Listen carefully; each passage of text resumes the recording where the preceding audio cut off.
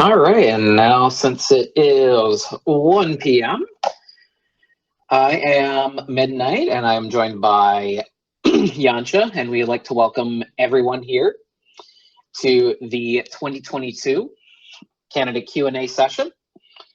I'm joined by all of our 5 candidates who I'll be introducing here, and also at the same time we'll be doing a mic check. We have, let's see here, Sean Rico McHenry.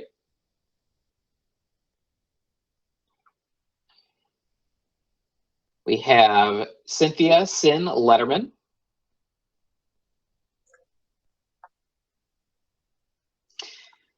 Alex Euro May. Trent Drake Flurry. And Nick Nomu Hall. Hello. Hello, everybody. We have 5 candidates here, and we have 3 open seats this election cycle. Again, I would like to ask all audience members joining us today to please keep their mics muted, and if they have any questions, please let us know in the chat or by email at elections@mnfers.org. Anyone who is caught disrupting will be warned, and if it continues going on, they will be ejected from the session. So this will be about 2 hours long, ending at around 3 p.m. A 10 to 15 minute break will occur around the 1 hour mark or the halfway point, whichever comes first. Our rules for this session, we have about 15 to 20 questions, and we have 90 seconds, which is 1 minute and 30 seconds per question per candidate, uninterrupted. We ask that candidates who are not speaking, please continue to be muted. The candidate order was randomized before the session and will be called out prior to each question being read. Questions today have also been submitted by community members, and we would like to thank our community members for submitting questions via the Google form. We will accept additional questions via the chat function in Google Meet or by emailing us at elections@mnfers.org. Please do keep in mind that the Elections Committee reserves the right to edit, exclude certain community questions if they are deemed inappropriate or if there is not enough time for them. And for those, we do apologize for. Second, this session is being recorded and will be posted to our MNFers YouTube account within a few days after. For voting, it will be held via paper ballots and online starting March 4th, 2022. More information about online voting is secure and anonymous, beginning at 12 noon at March 4th. You can request your voting code by emailing elections@mnfers.org. We do have an instruction video on YouTube that is currently dated for 2021. So do keep in mind that even though the YouTube video and the graphic here shows that you can only select up to 2 candidates, you can select up to 3 candidates since we have 3 open seats this elections. We will be updating the video if need be. Voting will be closing at 11:59 p.m. Central on March 23rd, 2022, with the results announced the following day on March 24th, 2022. And again, for audience members or even candidates, you can, if anybody has any questions, you can email us at elections@mnfers.org during the session, or you can use the chat function within Google Meets here. And with that, do we have any questions from anyone before we begin? We should probably go through a quick mic check, make sure everybody's mics are up and running, and make sure we get any bugs out as needed here. I guess I'll start. Check. Rico. This is Sin checking her mic. Euro Drake. mic check. Whoops. Drake, mic check.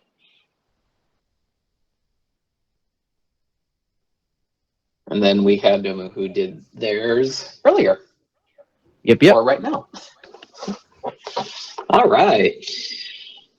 Without any further ado, we can begin with our first question here. The turn order will be Sin, Drake, Rico, Euro, and Nomu. The question being, with other organizations such as Geek Partnership Society, Midwest Furry Fandom, Anime Twin Cities, and more, how should Minnesota Furs achieve our mission statement and still collaborate with our partners?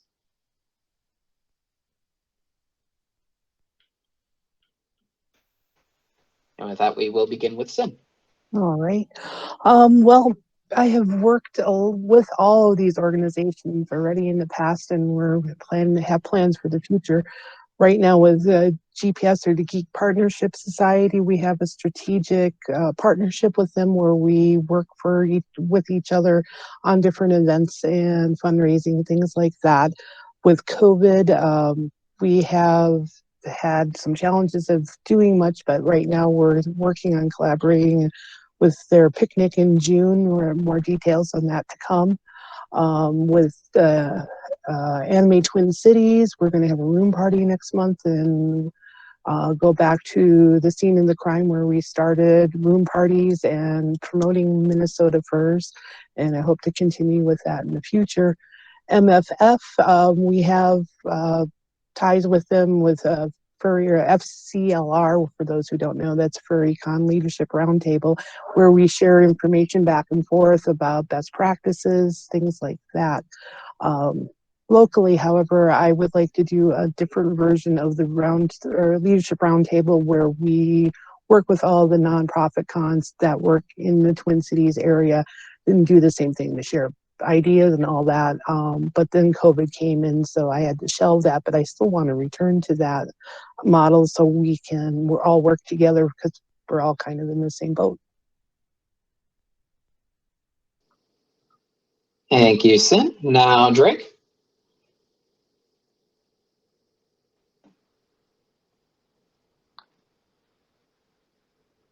Okay, so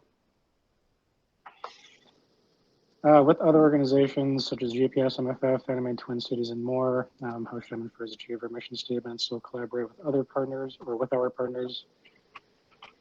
I think simply put, between us, MFF, and these other nonprofits or these other organizations,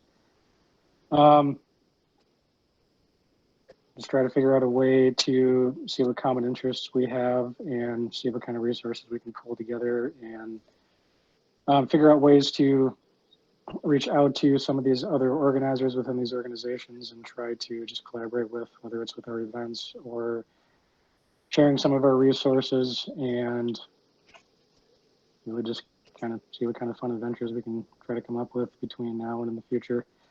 Like I said, I know we've already done other stuff with them in the past, like whether it's staffing their conventions, like staffing MFF, or helping out other local cons like Anime Detour, Anime Twin Cities. Yeah, just keep communications open and go from there. Thank you, Drake. And now we have Rico. Great. So basically continuing to do what we've already been doing and finding avenues to strengthen our relationships with both conventions far and conventions near. Not to steal off of what Sin said, but when it comes to working with like the other furry conventions in our community, we have a couple seats on the Furry Leadership Roundtable group chat, which is something that we've been using. For example, whenever there's operational documents that we're revising that we found some holes in, and we know that there's other conventions in the area or further out that are also 501c3s or even 501c7s, to share what procedures that we're changing that also might impact others.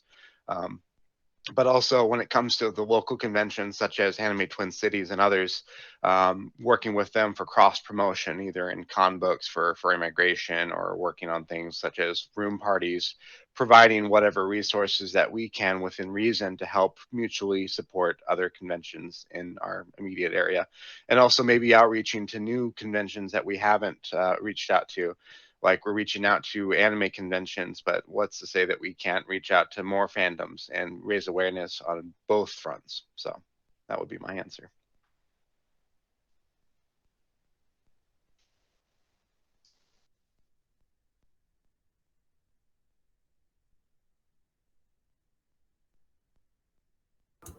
And thank you, Rico. Just one moment here. Up next will be Euro.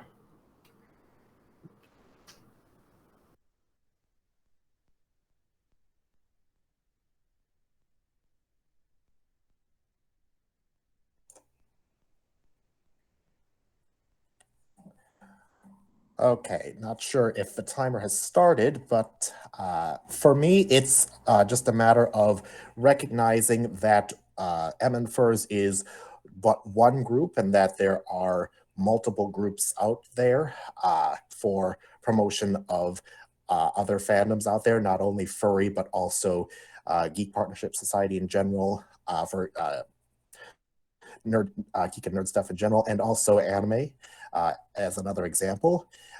What we can do is we can always just share resources, not only hard material resources like equipment, but also things like best practices, any problems that one organization faces. We can take that and try and share the knowledge that we learned from that problem and then share it with other organizations so they know how to solve a similar situation that they may be facing. And also, we can run panels not only at our convention, but at other conventions so that we can promote our organization to other groups of people as well.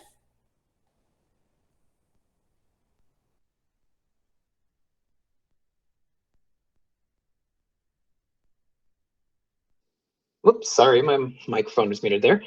Thank you, Euro, for your answer. And wrapping this question off will be Nomu.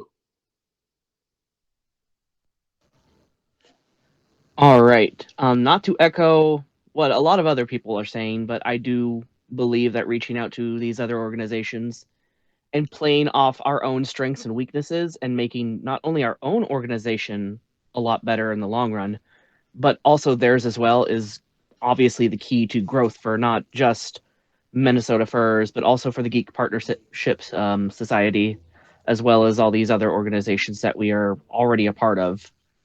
Another thing that I would probably like to keep in mind is there are going to be gaps, not just gaps in, like, say, the furries, the anime people, but there's also other fandoms we could reach out to or even boost up that aren't currently available to a lot of people. There's always going to be spaces and times where if we want to do a picnic or we want to do like a charity craft sale, we have all these amazing people, not only on our side, but also in all these other local and semi-local organizations that we could really do a lot of good and do a lot of amazing things together. Regarding our mission statement, we are still obviously going to be our own little community, but I do think that where we might find gaps in other places, we can definitely show our strengths and kind of show what it is to be an MN Fur. Thank you, Nomo. And let's move on to our next question here. So the next question is, as we're coming out of COVID, how do you see MN Furs establish more in-person events? And the turn order for this question will be Sin, Drake, Rico, Euro, and Nomo. So Sin, when you're ready, go ahead and begin. Well, I can't wait until we can really start doing more events that we don't have to worry about whether or not there's going to be a turn in COVID. There's more things. I know Rico's been reaching out and other people are reaching out and starting some of those events, but unfortunately, like the holiday party we had to cancel because of COVID, and not to keep on a negative on that until we move beyond spikes in infections, there's always going to be a concern. But we're working with our partners. So we are going to be, like I said, next month at the Anime Detour Room Party. We're going to be at a GPS picnic. We also have our spring picnic scheduled for May, and there'll be more details coming out on that. But as a board, we oversee things, and we're always looking for people to submit more things. Walks and doing more educational things. I know with going back to GPS, they do a live artist drawing panel, and that's starting to come back around. And going with our partners, and we all come together doing safe events and things such as that. Thank you, Sin. So next up is Drake. Go ahead when you start. Yep. So as we're coming out of COVID, and as we're honestly still coming out of COVID, I would say I think one of the simple answers to this question is, between our indoor and outdoor events, as we continue to watch COVID, between our events department slowly or carefully setting up events and hosting them, whether they're indoor or outdoor. I also believe in trying to do community outreach posts, trying to get more volunteers in to help with, getting some other events started, whether it's here or in or around the Twin Cities area. Again, we have been starting to slowly do out of town events. So as far as establishing more in-person events, honestly, I would like to see more of us reaching out and empowering more of our community members to set up and host their own events. Well, of course, with the help and mentoring of the events department, other staff, other board members, when and if necessary, because it doesn't always have to be us doing these. I'm a strong believer in recruiting outside of our own resources to do. Yeah, I suppose one reason could be to help educate more people in our community. All right, thank you, Drake. So next up is Rico, and the question again is, as we are coming out of COVID, how do you see Infers establish more in-person events? I'm actually going to kind of answer this in not exactly the way that is being asked. I do believe that in-person events is the cornerstone of Minnesota Furs on getting everyone together in multiple ways when it comes to furry migration, oval meets, bully meets, and so on and so forth.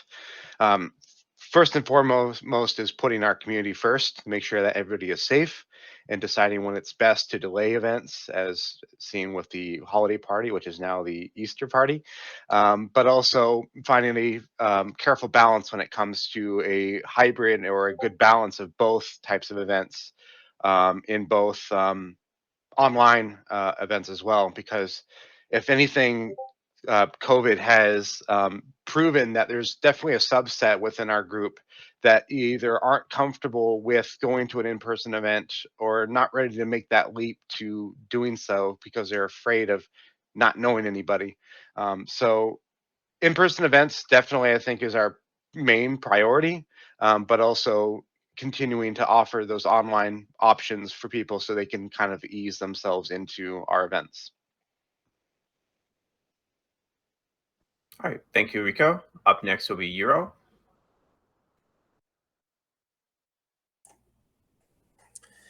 All right. What I would say for coming out of COVID is that we should take a look at the events that we used to do in the past that were a staple of Infers, such as the spring picnic, the fall picnic, and the holiday party, to get those up and running.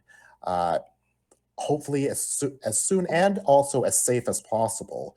But again, the holiday party, for example, we got that up and running and then we had to delay it. So that was an example of us taking into account COVID as it's happening, because it's still, we're not completely out of the pandemic yet. After, as we move on during the year, what I would say is we should start encouraging other individuals to get start their own events, and then we should try and assist them into making their events as successful as possible. Because one of the things that I noticed in the past couple of years is that we run a lot of events, yeah, but the problem is there is only so much manpower that we have in being able to run events, and it'd be great if the community could give us a hand and help out as well. Great, thank you. And last of all is Nomu. As far as coming out of COVID-19, we might also have to consider that we could have another dip, such as what happened with the holiday party now becoming the Easter party, is things can go a little backwards. That's not to say we shouldn't hold in-person events or we can't hold in-person events, but I think a lot of the thing that we're going to have to really focus on is making sure community safety comes first. Whether it be an outcry from the community to please, is anybody going to be vaccinated at this event? How many people are going to be at this event? Is this event going to be over the course of multiple days that people can sign up for? Kind of things like that, where we're offering smaller chances and safer chances for those in our community that, like myself, if I get sick, that's pretty devastating to me. And that's the biggest part of it, is the devastating factor. So it's pretty much our duty, no matter what type of event we're running, to make everyone as safe as possible. It is a complete pain to do so, and it just is a reminder of the times that we are in. But that is going to show that we have a level of trust and security that's going to keep people coming in, that's going to keep these volunteers coming in, and that's going to make us all better in the long run when this is actually completely over.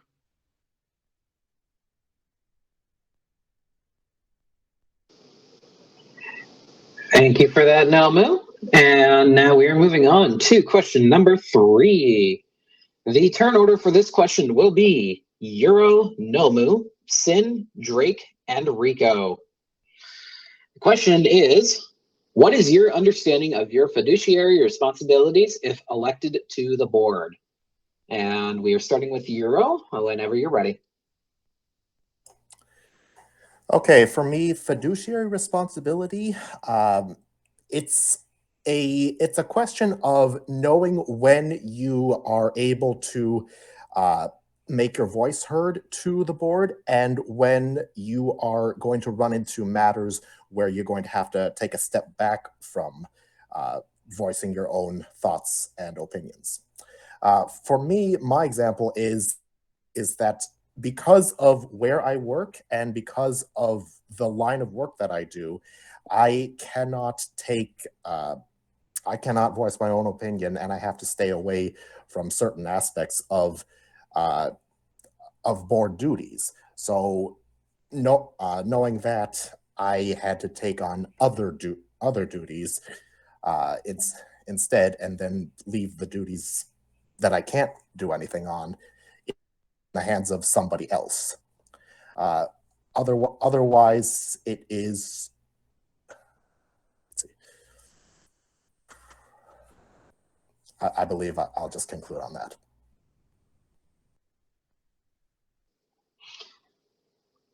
Thank you, Euro.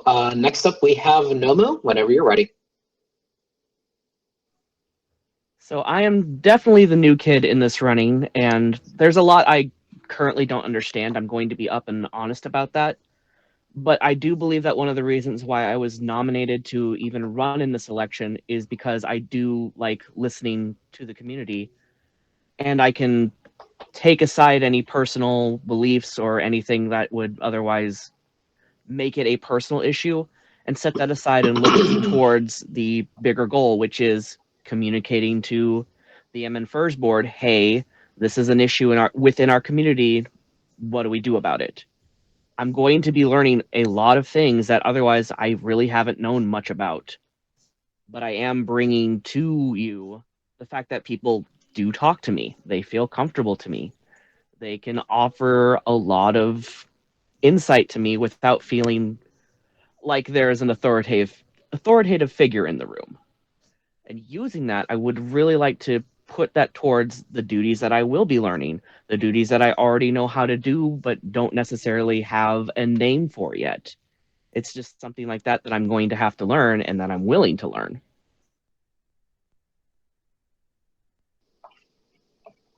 Thank you so much, Nomu. Next up, we have Sin, and the question is again, what is your understanding of your fiduciary responsibilities if elected to the board? Well, it always comes down to I've been elected by the community to be on the board, and I'm their representative. And for that I see as more a service than a status thing. I mean, being a board member, you're becoming a public figure, and you have to present yourself as a face of the organization, and part of that is looking at you're acting for the community, not for yourself, that you are keeping a watchful eye on our various programs, things like that, but yet still react to questions in that from the community and go forward with the suggestions, concerns, comments, and investigate those. And also, make sure our books are balanced, things like that. Fiduciary tends to imply a financial thing, but no, it's the health of the organization. We are here to make sure the organization stays healthy so we can pass it on to the people that come up behind us, and being a good citizen. And I guess that's all I'll have to say about that. Thank you so much, Sin. Next up, we have Drake, whenever you're ready. So my answer is going to be more on the kind of the org versus, well, not really versus, the org and community perspective.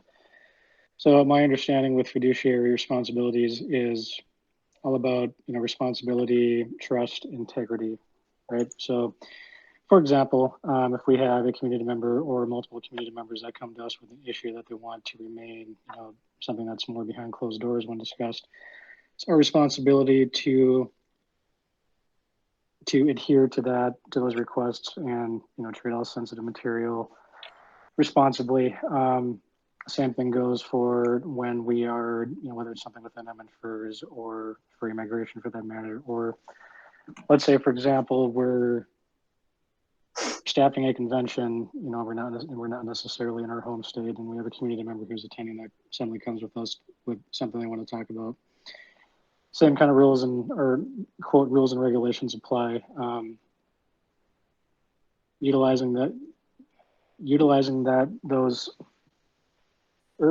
maintaining those skills to keep certain information that comes to us behind closed doors, and treating those requests with respect.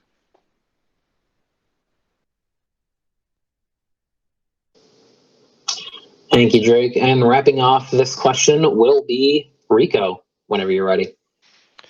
Great. Before I answer my question or answer that question, I just want to kind of take a step back and put myself into the shoes where Nomu is now, because there was a time when I ran for the board and I was entirely blind on what am I doing, what is fiduciary responsibilities, what am I getting myself into. So I just want to reiterate that it is a learning experience for everybody. It's not everyone jumps into this knowing what they're doing, but by the time you get out of it, you understand what your fiduciary responsibilities are on the board for Minnesota Furs.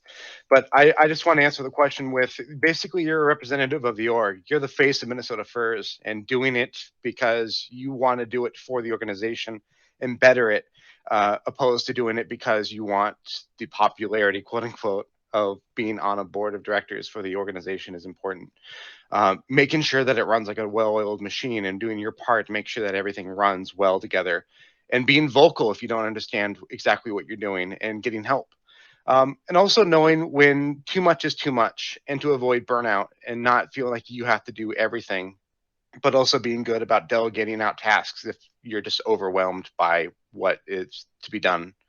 And then also making sure everything is well documented so that when you are done with your term on the board, that everything is well aligned for those that take up the spot next in future elections for the board.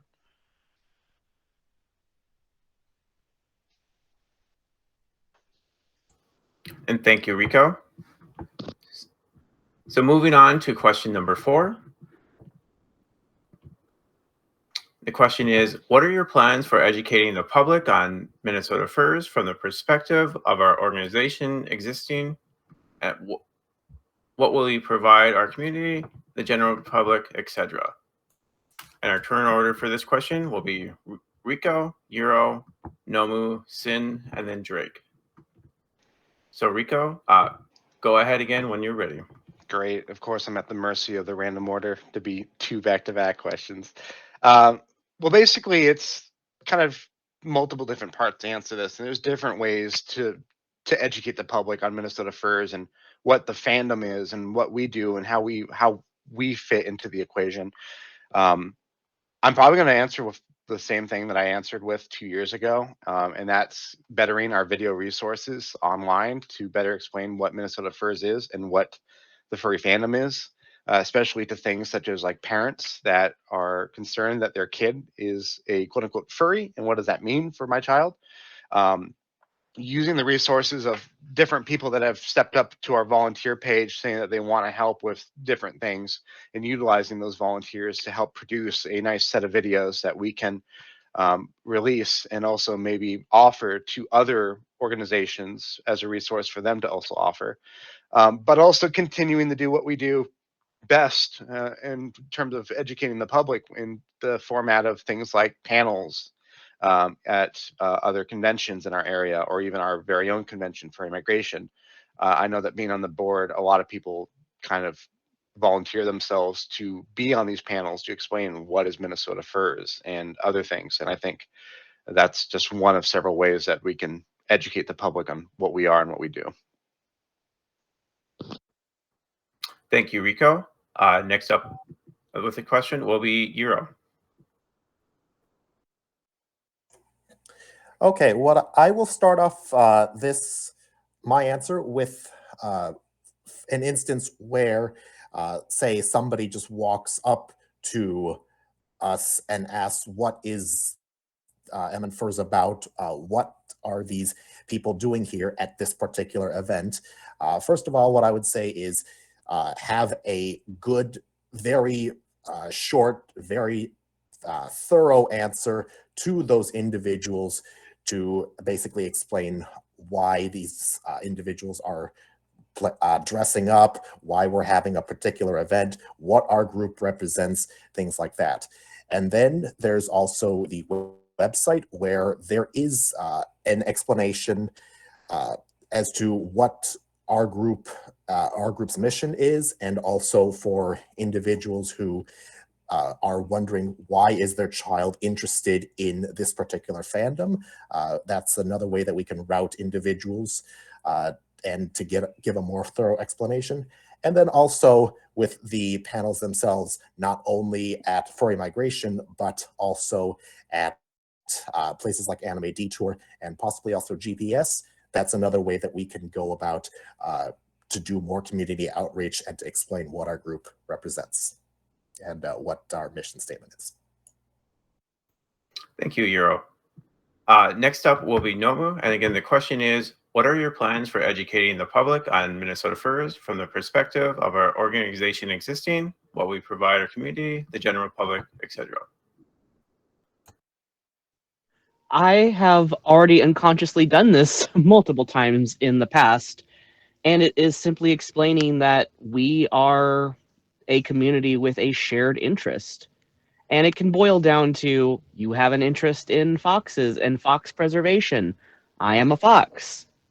Stuff like that.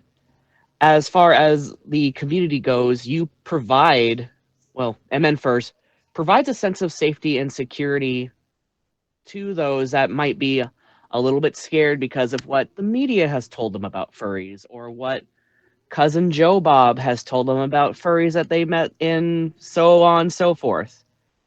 And as long as we are open 2 questions like that, you are going to make a lot more people feel comfortable.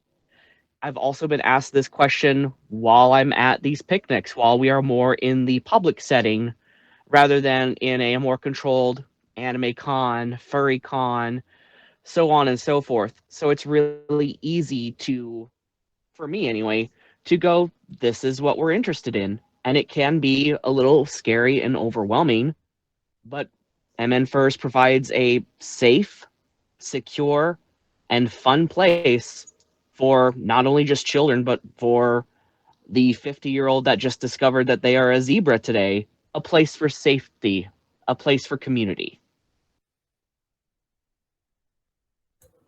Thank you, Nomu. Next up will be Sin. Thank you, Yanka. There's so much to educating the public, and like I said, we're not what the TV shows want to portray our group, and we're so much more: the preservation, the interest in animals and literary and all that. And I know Rico wants to focus on doing education through video, while the last 9 months or 9 to 12 months I've been working on trying to build a communication system where we're pushing events, and so that hopefully will now branch into being more recognized, putting more information on the website, having a page for the press to go to get basic information. And these are things that we want to try and build out and reach out to other audiences. But this is also coordination between all of our events and all that, and our convention, our midwinter frolic, and making sure that the communications don't step on each other, and that people don't have too much information and then get overwhelmed. It's a matter of finding that balance and trying to just engage the general public. I mean, I know Nomu talks about the picnics. I've been asked that question at picnics as well. What is the Infers? And, it's a safe place, and it's for all the community. Thank you, Sin. And next up here will be Drake.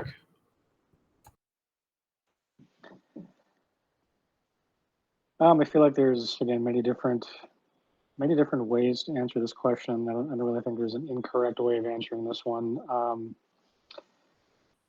So as far as educating the public, I can tell you just again from many experiences hosting various events from present to going back even a few years ago or several years ago, like, hey, what's going on here? What's with all the people in the animal costumes? And of course, I've got some business cards that I'll keep on hand, then direct them to the About Us section. It could be something as educating with that. I think it's also kind of important to also continue to educate within our community too, where most of our community members just might think that, Infers is just a place where they can attend a lot of events in fursuit, or something as simple as that, where, perhaps we can, whether it's holding some additional panels at our local convention or at our oval meets, and trying to kind of open up those avenues on more deeper meetings on what Infers is about.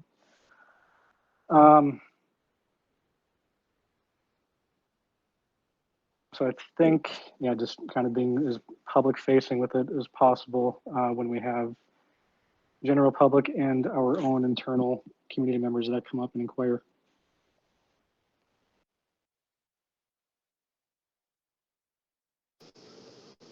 Thank you, Drake. Next up, we have question number 5. The question is: nonprofit groups require funds to remain operational. What is your proposal on ways to provide more revenue streams for Minnesota Furs? And the turn order for this question will be Drake, Rico, Euro, Nomu, and Sin. So Drake, whenever you're ready. Hooray. I think, well, since honestly we haven't had a lot of these types of events in a while, just to kind of list one example, we would assist with some fundraising events for, actually, let me back up. Between our local events, between like our oval meets, our holiday parties, or for example, this upcoming one, our Easter party. Just continue to remind all of our attendees, all of our community members that hey, when it comes to having a lot of these events for all of you to attend, hey, it does cost the organization money, so any and all donations would help. So I guess my answer is just to kind of continue to push getting donations.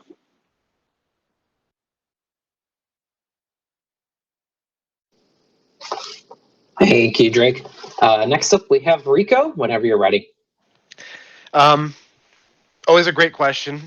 Like it stated, very important for nonprofits to continue to remain operational. I mean, part of it would be continuing to do what we can with, I mean, there's multiple ways to approach this. One way is making sure that we cycle through all the merchandise that we have, like the 6 or 8 totes that I have in my garage right now. It would be nice to get through that and offer new merchandise opportunities for things as like limited edition hoodies or whatever else we can. Also, with the 10-year anniversary of our organization coming up, what possibilities we have for taking advantage of the 10-year anniversary through maybe a hardcover book of the history of our group or a DVD on the documentary of our group.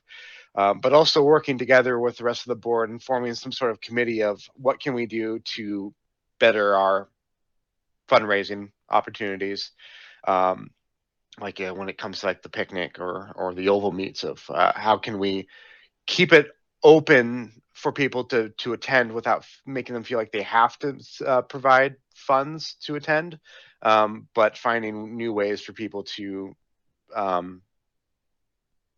make monetary donations to the organization. Thank you, Rico. Up next, we have Euro. The question again is, nonprofit groups require funds to remain operational. What is your proposal on ways to provide more revenue streams for Minnesota Furs? And you may start whenever you're ready. All right. Well, what I would say is that piggybacking off of what Rico said is the merchandise that we currently have. There are opportunities where we can try and sell some of that. I know we can't entirely focus on that to generate revenue, but it is one avenue. Otherwise, it is just an emphasis at our existing events, like at our ovals, at our picnics. It'd be greatly appreciated if you could help us, because in order to hold these events, we have to rent the venue, we have to incur expenses to make the event successful. And also taking a look at some of the avenues that we currently have but are underutilized. I'm not sure what the name of the donation toolbar is, but there is a toolbar, I believe, on our website that individuals could donate to us directly. And also, I know there's Amazon Smile, which is something that I have to constantly remind myself, when you buy something on Amazon, go through Amazon Smile, because a little bit of that does go to Infers. Thank you, Rico. Up next, we have Nomu, whenever you're ready. Thank you. So we already have merchandise. We have tons of merchandise. I myself have bought tons of merchandise. But honestly, with Rico bringing up the 10-year anniversary, you have an amazing opportunity to make limited merchandise that you can only get by donating at these events. Not only in-person events, we have what COVID has unlocked, streaming events. People have donated online through YouTube streams, through Twitch streams. What's to say not all of us can get together for a night and do something silly as, if you donate $5, Nomu gets a pie in the face. Somebody is going to absolutely love the opportunity to not only see us be silly, but also feel like they are supporting their local community. And even if that's such a takeaway as, yes, I paid $20 and Rico had to wear a tutu, or, hey, I got this awesome hoodie that you could only get at the fall picnic. That is something that I think we should absolutely take advantage of, because people get excited for stuff like that. I get excited for stuff like that. Our friends get excited for stuff like that. Let's take this opportunity that has been afforded to us through our current times, and let's really hit that nail on the head. Thank you so much for that, Nomu. And wrapping off this question, we have Sin, whenever you're ready. Well, merchandise. I guess everybody has brought up merchandise, so there are a lot of good ideas. I like what Nomu has to say about the streaming and that. One thing I'd like to focus on, well, two things I'd like to focus on, is there are various grants out there for nonprofits. These take time to research and all that, but looking at grant processes that we might be able to apply for and are applicable to us. We can go through that, but one thing with the foundation of Minnesota Furs, that's even in our paperwork and our foundational paperwork, that if you look, is that there was a hope to have a scholarship fund, and that is its own beast, I won't lie. But we, being an educational nonprofit and having a scholarship fund would be a good way to raise money, but it would specifically go to that fund. It has to be organized in a way where those funds are specifically donated to that fund, and those funds need to stay there. It's a whole fundraising thing that I can go into much more detail than is here, but I would really like to see us support our community by providing scholarships and creating educational opportunities for people who may need it. Great. Thank you, Sin. Mhm. And we'll be moving on to our next question. So question 6, it is, if elected to the board, how will you handle yourself publicly when or if you're approached by the general public wanting to know more about us? And the order for this question will be Sin, Drake, Rico, Euro, and then Nomu. So Sin, go ahead when you're ready. Well, I always look at myself as a representative to the board, and I always have to have a public face. And people are curious and want to know what and who we are, and taking a look at myself and understanding these people are sorry, I have to work around biases that were created by the media, and going back and explaining, just like in other fandoms, you have people with certain interests. That's what we have here. We have people who are interested in literature about and written by furry people.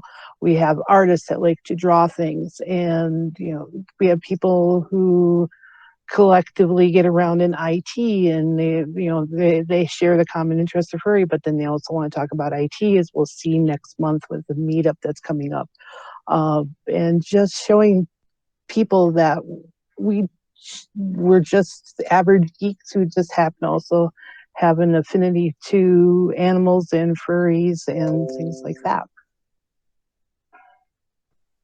All right. Thank you, Sin. Next up for this question will be Drake. When you're ready, Drake, go ahead and start. I think Sin, again, pretty much honestly touched up on a lot of it in all honesty. So if elected to the board, how will I handle myself publicly when approached by general public? Really just painting Infers in a positive light, just explaining who we are, what Infers is all about, as far as having all the love for anthropomorphic animals through artwork, through literature, and then this can kind of work in tow with also educating general public who come up and inquire about what we're about. Explain that we have a whole community around Minnesota, not just locally in the Twin Cities, but we're all over the place, and even in our neighboring states and other states within the U.S. and then just educating them on who we are, what we represent, and then if there honestly are any remaining questions, navigate them to our website as we have an About Us section. All right. Thank you, Drake. And next up will be Rico. And again, the question is, if elected to the board, how will you handle yourself publicly when or if you're approached by the general public wanting to know more about us? You basically, not to really touch base on what everyone else has already said, but I guess I'll use an example. I was at one of the romps with Drake, one of the kind of the ones up north. Anyway, it doesn't matter. There was a parent that was there with their child that was still kind of confused on what exactly everything meant. Their child was really heavily into the art scene and the arts and crafts scene, and just was wondering, what is my kid doing? What are they getting themselves into? So I mean, being prepared to answer these questions if when and if you ever go to our events is very, very important. And also knowing what additional resources you can provide as well, or how our organization can help either someone that's an adult or someone who is a child getting into it, how we can help with that. For example, with their child being into arts and crafts and being a pretty amateur fursuit maker and pretty close to, I believe, being at the age of 18 for our dealer's den at FM. I mentioned our dealer's den at Furry Migration and said, well, if they're making all these things and they don't have an avenue of really showing people what they're making, there's always the option for our dealer's den. So knowing what to say to people when they have a question is pretty important, and also trying to be there at our events so there's some sort of board representation at our events, I think, is also important. That way, if Drake is busy running the event, at least Drake can be like, hey, I'm too busy to answer that question, but go over and talk to Nomu or go over and talk to Sin, and they would be happy to answer your questions. All right. Thank you, Rico. Next up on this question will be Euro. Okay, what I would say is everybody should have a thorough, short enough but thorough explanation as to what Infers is about, what our mission statement is, and why exactly everybody is participating in a particular event, and then just have a general idea as to how to respond to any sort of follow-up questions that you may be asked, and then also routing the person asking to one of our websites, either Furry Migration or Midwinter Frolic, or just the Infers website as well. What I would say is try and be as calm as possible, and also to try and be as thorough as possible, to just try and paint the furry community and Infers in as positive a light as possible, because I know some people may approach furry with a bit more apprehension than others. All right. Thank you, Euro. And the last up for this question will be Nomu. Thank you, Yansha.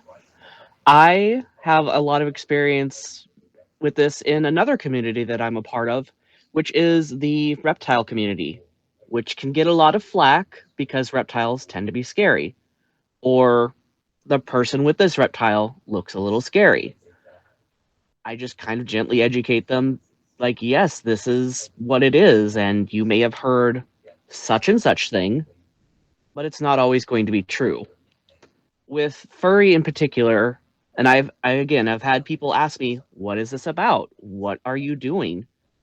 I remember that I have a responsibility, not only to myself or to the local community, but I myself, at that point in time, may be representing the whole entire fandom to that one person. So I make it a point to be calm and to be open, and with the right age group, to be honest about anything that they might have questions about. I also will point out that you will find all the aspects, good and bad, about furry in any other community, because that's what we are, a community of people who are all different and all have different wants and needs. You can find anything like that in the Star Wars fandom, in the Star Trek fandom, in the Minecraft fandom even. And it just kind of gets people a little bit more comfortable with the idea. Thank you for that, Nomo. Going on, we have question number 7. Excuse me there. Do you delegate? Do you actively do it? How do you delegate tasks outside the furry community? The question order for this question will be Nomu, Sin, Drake, Rico, and Euro. So Nomu, whenever you are ready, you may begin. Thank you, Midnight. When I do delegate, I usually do it with a goal of what strengths do we have? What weaknesses do I have? What do I need help on? And what can I help on? So if I'm planning an event, for an example, and I'm like, hey, I absolutely need help with making sure the audio and visual is up for this big dance event, because I don't know anything about that, I'm reaching out and delegating to that person, I need you to do this, or at least help me with this.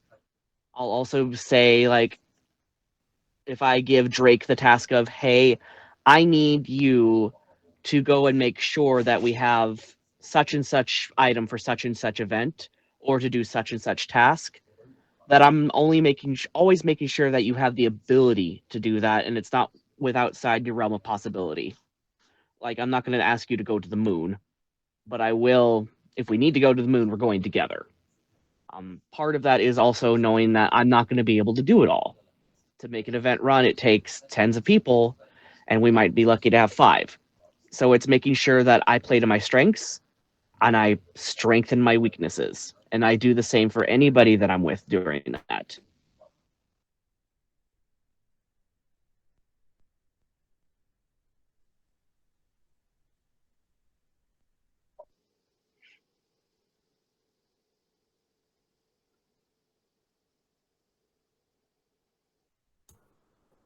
Midnight, you were muted again. We're trying to speak.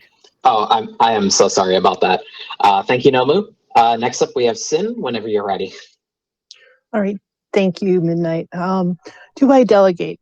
I like to say I try to. Do I do it all the time? Probably not. I'm not always proficient on it. But saying that, if we want to develop more people in our community, it's something we all have to work on. I mean, I don't want to be on the board for 10 years. We need to work on identifying people and building their skills, and doing that through delegation and getting them used to the organization, how to manage other people, how to work on projects and report back. That is all part of the delegation. Now, I've done that in both Furry Migration and in Midwinter Frolic, and other organizations like Convergence at work. It's just a matter of becoming a mentor and seeing how people can grow. Going back to Convergence, I identified someone who showed leadership potentials, and I made them kind of like my secretary. They ended up taking over my seat. That's how we do succession planning. And again, like Nomo said, we can't do it all ourselves. We're a community. We need to have shared responsibilities and help each other out. Thank you so much, Sin. Next up, we have Drake.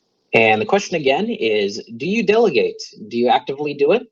How do you delegate tasks outside the furry community? And you may start whenever you're ready.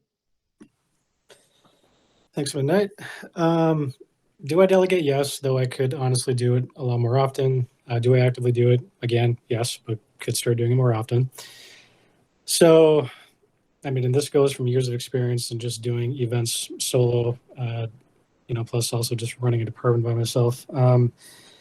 So as far as how does one delegate tasks outside the furry community, we have a lot of community outreach opportunities through posting on our Infers Discord, social media posts, forum posts, and then first off, not only seeking out the interest of a volunteer or a group of people that want to volunteer, but then also, this kind of goes a little bit off of what Namu said too, also educating, giving them the tools to be able to take on said volunteer opportunity. or if you have somebody that doesn't necessarily know what they want to volunteer for, but they're open, then we could have a situation where, like, for example, with the upcoming Easter party, or even some of the past holiday parties, or bigger high tier parties, where somebody can just be available on the spot, and then I can say, hey, I need you to, do X, Y, Z. Let me know if you have questions on it. I'll be over here doing X, Y, Z, but something comes up, let me know. But community outreach is how we delegate tasks. Well, how we get volunteers to then delegate those tasks. Thank you, Drake. Next up, we have Rico. I think delegation is really, really important, if not imperative, on a board to avoid burnout. Burnout is a very real thing. And I know that as the president, I've been trying to do whatever I can whenever possible to avoid that burnout, not for just myself, but also for others. As an example, we recently adopted doing an inventory system and a password manager for the organization. Now, while I am completely capable of footing and leading those projects, I asked at a board meeting who would be willing to take up those projects. And fortunately, we had various different people that took the lead on the project, thus meaning I wouldn't have to do those projects and frame me up for other things. So delegation is important, both for burnout, but also to make sure that there's not a specific face or brand or identity associated with a task. I've been very, very proud of Drake recently getting more people in the events department. That way, while I love Drake and everything he does for our organization for events, I really like being able to see more people get involved. So that way, when people think of events for the org, they don't just think of Drake; they think of a department. It's really, really nice to see more people get involved. Also, because if Drake was ever to get hit by a bus, now other people also know how to run such departments.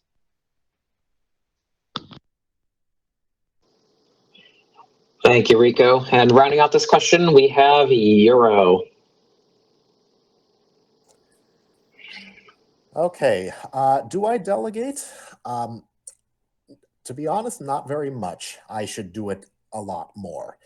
But I know that whenever there are tasks at hand that I take on, and I am not capable of doing either the entire thing, or if there are certain aspects of the task that I am not able to do, most oftentimes, like I lack the knowledge in order to do so, I would have to basically say, I cannot do this by myself. I can do a portion of it.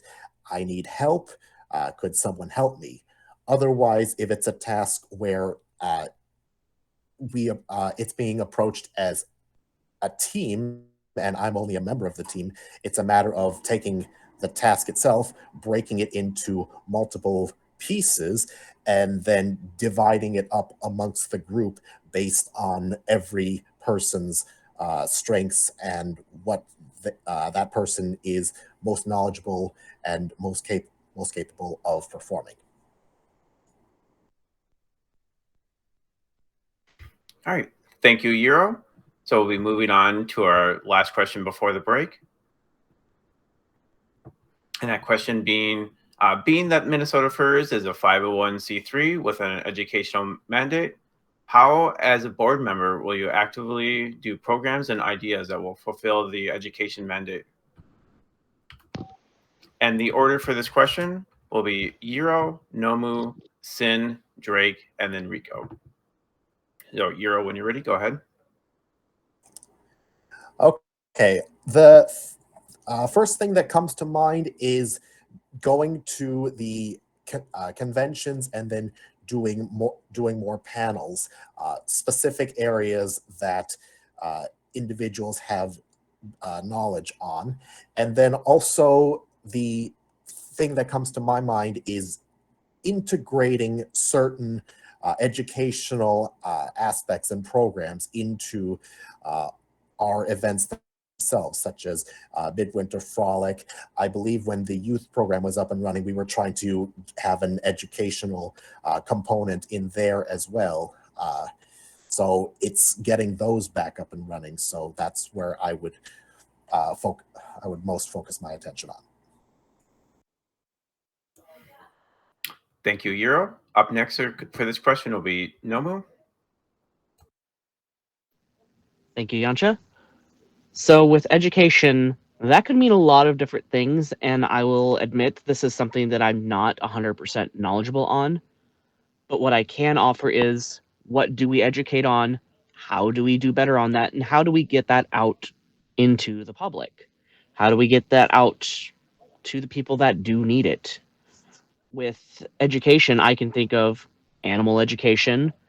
Specifically with furries, I can think of how to get into animation, how to get into writing, and how to strengthen the bonds of people that already want to take these skills that can be used outside of the furry fandom and the furry community and strengthen us. With ideas and programs, I do have a lot of personal ties within the local Minnesota community to offer ideas up, such as, again, reptile programs. That's what I have a little bit of an in on, but not everybody's going to have that. So we could take time to go, here we go. We are officially doing a writing class specifically heralded by Infers for yada yada date, yada yada time. And doing more and more stuff like that, I'll need help on, but I would be more than willing to help. All right. Thank you, Nomu. Up next will be Sin. And again, the question is, being that Minnesota Furs is a 501c3 with an education mandate, how, as a board member, will you actively do programs and ideas that will fulfill the education mandate? Thank you, Yanta. Like Noma said, there's a lot of ways we can do this. Being that I work with communications, right now we are focused more internally within the community and getting information out. I would like to expand that out for more general public acknowledgement. So when we have a romp, say coming up like in Crystal, it's more widely known. So if people have questions, they can just go to the romp, see everyone in their suits, ask questions about what furry is, and and maybe bring their kids along because the kids always love the suits. Otherwise, we can go and work with local rehabilitators such as Fox Feather with her raptor rehabilitation program she's building up. And once COVID is less of a worry, maybe taking field trips down to her farm where she has a setup. If you're not following her on Twitter, it's kind of amazing. There's Save a Fox, which is also south of the cities, where they rescue foxes from fox farms that would be destroyed because they don't have the right coat. They like to say, they won the lottery because they had bad genetics. And then also we can go back to looking at scholarships and building a scholarship fund and getting money to kids possibly to go to college, go to vet school, things like that, and increasing education that way as well. Thank you, Sin. Next up for this question will be Drake. Go ahead, Drake. Thank you. So there's, again, many different ways to approach education, and I'm just going to kind of give my version of it. So outside of our local events, our local convention, and providing educational opportunities there, it would be kind of fun, interesting to see more like more scholarship opportunities go out there that maybe perhaps that we can provide, which I think we did one several years back.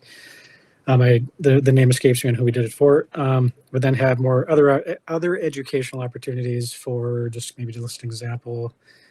Is there a museum that has kind of more of a focus on whether it's like wolves or something more anthropomorphic based, where we could do kind of like, if you will, again, just as an example, like all expenses paid for, we have a fun educational opportunity coming up, and this is something that the board is going to front, or the events department of the board is going to front, and we'd like to have you there for educational purposes. Or again, to kind of go off again with what Namu said, we got a lot of people into anthropomorphic artwork, literature, poetry,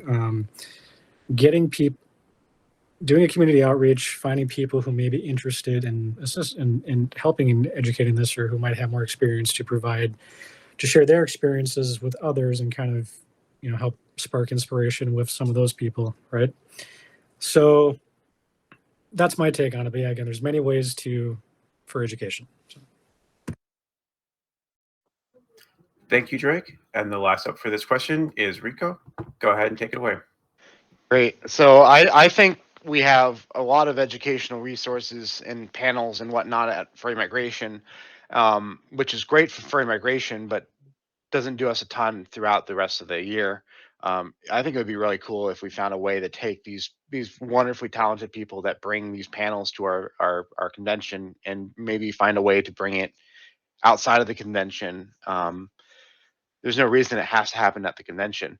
That's just one way that we can further our education of our 501c3 status, but also I think bringing on new people that otherwise don't really know much about what it means to be a board member also helps fulfill our 501c3 statement. I remember when I first got on the board, I was thrown pretty quickly into the president role, which I knew very, very little about, which would also fulfill our 501c3 statement. There's so many different ways that this can be accomplished, and I'm excited to see what other new ways we can find to accomplish the same thing, either through ideas from current and new board members, as well as reaching out to the public, either Twitter, social media, Discord, whatever, to see what people want to do to further our educational status. Thank you, Rico. So next up, we were going to take a short break. We're going to take a short 15-minute break. Again, if anybody in the audience has any questions, please feel free to message us or email us at elections@minnesotafurs.org. And then we shall see everybody back here in at approximately 2:27.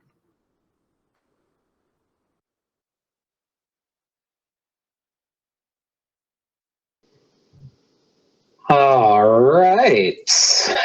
Testing 1, 2. There we go.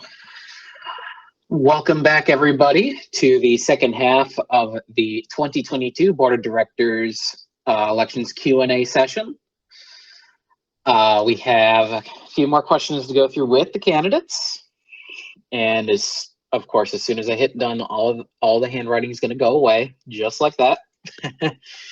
As a reminder, for those of you in our audience today, we ask all audience members to keep their cameras off and keep their microphones muted. Any disruptions will be met with a warning, and any repeat disruptions will be ejected from the session. And for our candidates, we do request that you have your cameras on, but of course it is not 100% required, so don't feel pressured to do so in any way, shape, or form. Once again, our candidates have 1 minute 30 seconds, which is about 90 seconds of uninterrupted time to answer each question. And with that, we are ready to continue. Just to make sure, mic check for Rico. Yo. Nomu. Present. Euro. Yes, testing. Drake. Good afternoon. And Sin. Hey, everybody. All right. The next question here that we have: a majority of Minnesota Furs events are established and run by leadership. What would you do as a board member to help and encourage more community-ran events? The order for this question will be Rico, Euro, Nomu, Sin, and Drake. So whenever you're ready, Rico, you can start us off. So this question is a lot easier said than done. And it's something that as a board, even before my term, I know that it's something that has always been a kind of an uphill battle, because the community comes to kind of expect events to be ran and doesn't really entirely realize where they come from. And a majority of our events are staff run, which ideally would be less of. And we have been seeing that, like for today's event being ran by Strahl from Malta. being community ran, and a few other events also being community ran. We're seeing more of that, but I think the most we can really do is just better our resources to kind of explain better what it means to run an event. And a little bit more biased on this again here on the video front of things is a lot of people are either visual learners and not so much ones to read. So leveraging our social media accounts for short form videos to kind of explain of, hey, we want you for events, and here's how you can do that. I think a lot of people are intimidated by the amount of work it requires to run an event, which it does to some degree, but making it known to our community that we are there as a resource to be available if they need help running the events and that they're not doing it blind.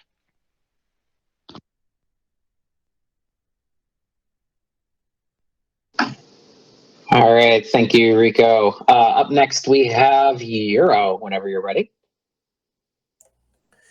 Okay, what I would say is that we get certain event submissions that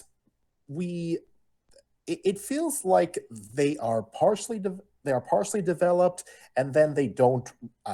Something happens along the way between getting the email out there and the event actually occurring. So what I would say is, if there was a way to sort of take these ideas and then sort of assist in turning the idea from just an idea in someone's head into an actual event, having processes, having people who are able to assist in that transition, that would encourage a lot more events. And then also there are certain events that are already taking place that for some reason we haven't been able to post on the website and also promote. If there was also a way to sort of encourage a little bit more of that on the side as well, that'd be great. And also to take care to address some of the notions out there of, say, well, only events that occur in a certain area are going to be promoted and things like that. If we can address some of those issues as well, that would help. Thank you, Euro. Up next, we have Nomu. The question once again: a majority of Infers events are established and ran by leadership.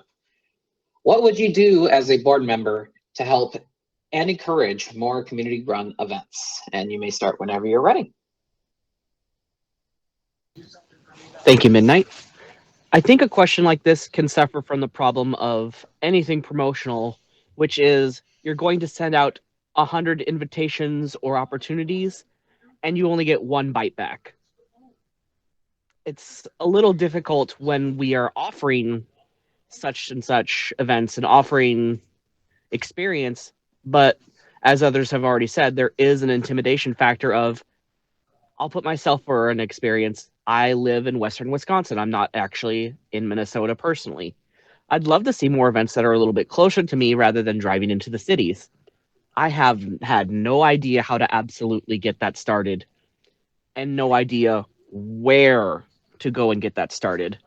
Part of that is going to be possibly going off and advertising more, like at the events, or even posting up posters in gaming shops. Do you want to see a furry event here? Do you want to see a furry event local to you? Do you not have an idea of where to start? Contact us. We would love to help you.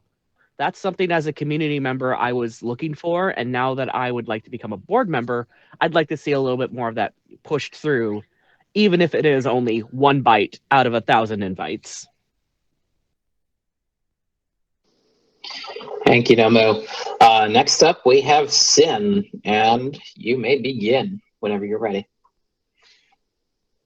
Like everyone else has already said, it's hard to get people to step up on all that because they're intimidated by the process. However, working in the Lions Club, you don't get volunteers unless you ask. And when we go to events, we tend to be more insular and not reach out.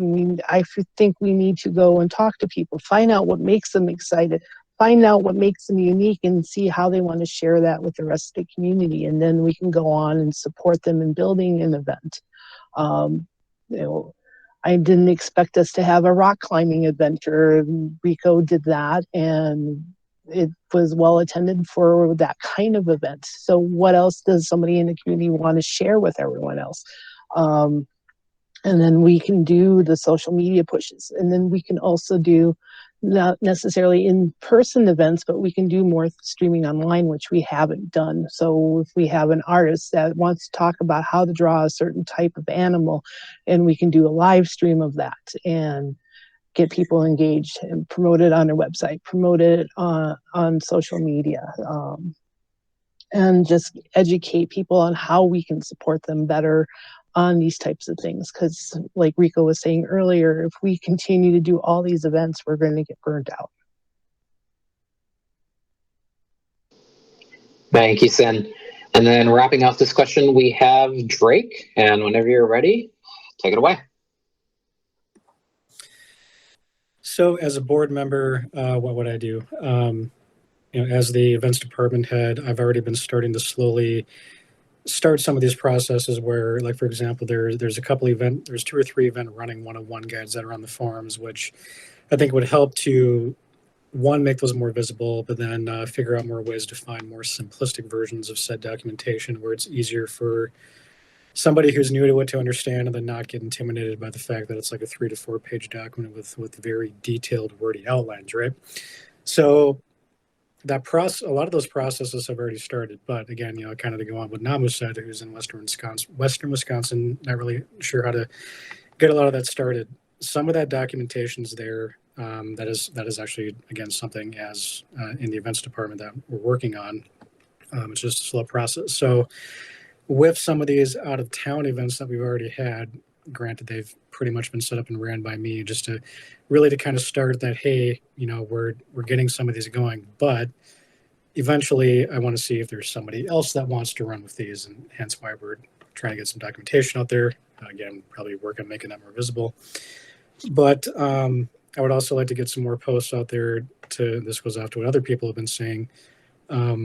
What are the strengths and weaknesses in regards to wanting to run an event? How can we help you? And that's going to be, I think, kind of the key questions to get things like this moving. All right. Thank you, Drake. And with that, we'll be moving on to our next question. So next question is, as we have more and more youth joining Minnesota Furs, how would you further develop the youth program? And for the order for this question, it will be Drake, Rico, Euro, Nomu, and then Sin. So Drake, when you're ready, go ahead and start us off here. Thank you. So start this off. To further develop the youth program, one, we need a couple people to not only head this department and run with it, but I think kind of some of the key factors in getting further developing the youth program is, again, we have a lot of parents with their kids who are getting into furry, parents not knowing how to understand it, possibly doing something like, whether it's at an event or maybe a panel at one of our local conventions, on getting them more involved, getting them to ask questions, further clarifying any confusion between what parents have for their own thoughts and scenarios, what furry should be for their kids, and just kind of further educating that way. Like, for example, I know we have a lot of parents and their kids that attend a lot of our, whether it's the oval meets or the holiday parties, getting a community together and just doing an outreach and trying to get more parents involved, and then therefore parents can share their experiences. And I think that'll be kind of the beginnings of what the youth program should develop into and what it should continue to develop into. All right. Thank you, Drake. Next up will be Rico. If our Discord presence is anything to show for, youth participation in Minnesota Furs is definitely ramping up and is showing no signs of slowing down.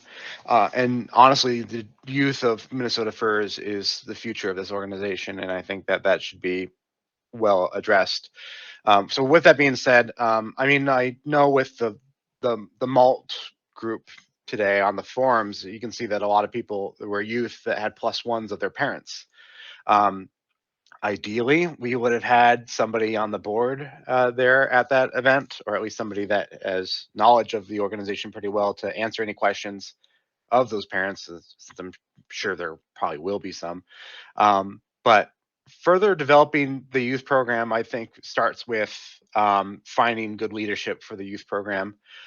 Since I know a lot of us here on the board are pretty preoccupied, and that's not really something that we can really lead, but also having a youth program where it's being led by someone of youth makes it a little bit more personable of those people that are in the program, because I'm pretty sure that people in our youth program, the youth in our youth program, would be more keen on working and talking with a youth of their own age who is leading that program. So there's definitely a lot of work to be done in that department, and that's definitely whoever ends up being on the board, either it be myself or even somebody else. I would love to see where the youth program is taken. All right, thank you, Rico. Next up for this question will be Euro. And again, the question is, as we have more and more youth joining Minnesota Furs, how would you further develop their youth program? Okay, what I would say is we did have a youth program, and the question I would pose is whether we want to take what we already had and then starting it back up again, or do we want to just take parts of what we had and the goals of where we wanted to go and then integrating it with several other components, such as the I'm not sure who was talking about the increased participation of youth in our Discord, if we wanted to integrate that into the youth program as well. And also, I know that we were trying to get our youth program integrated with the youth program of GPS, one of our partners.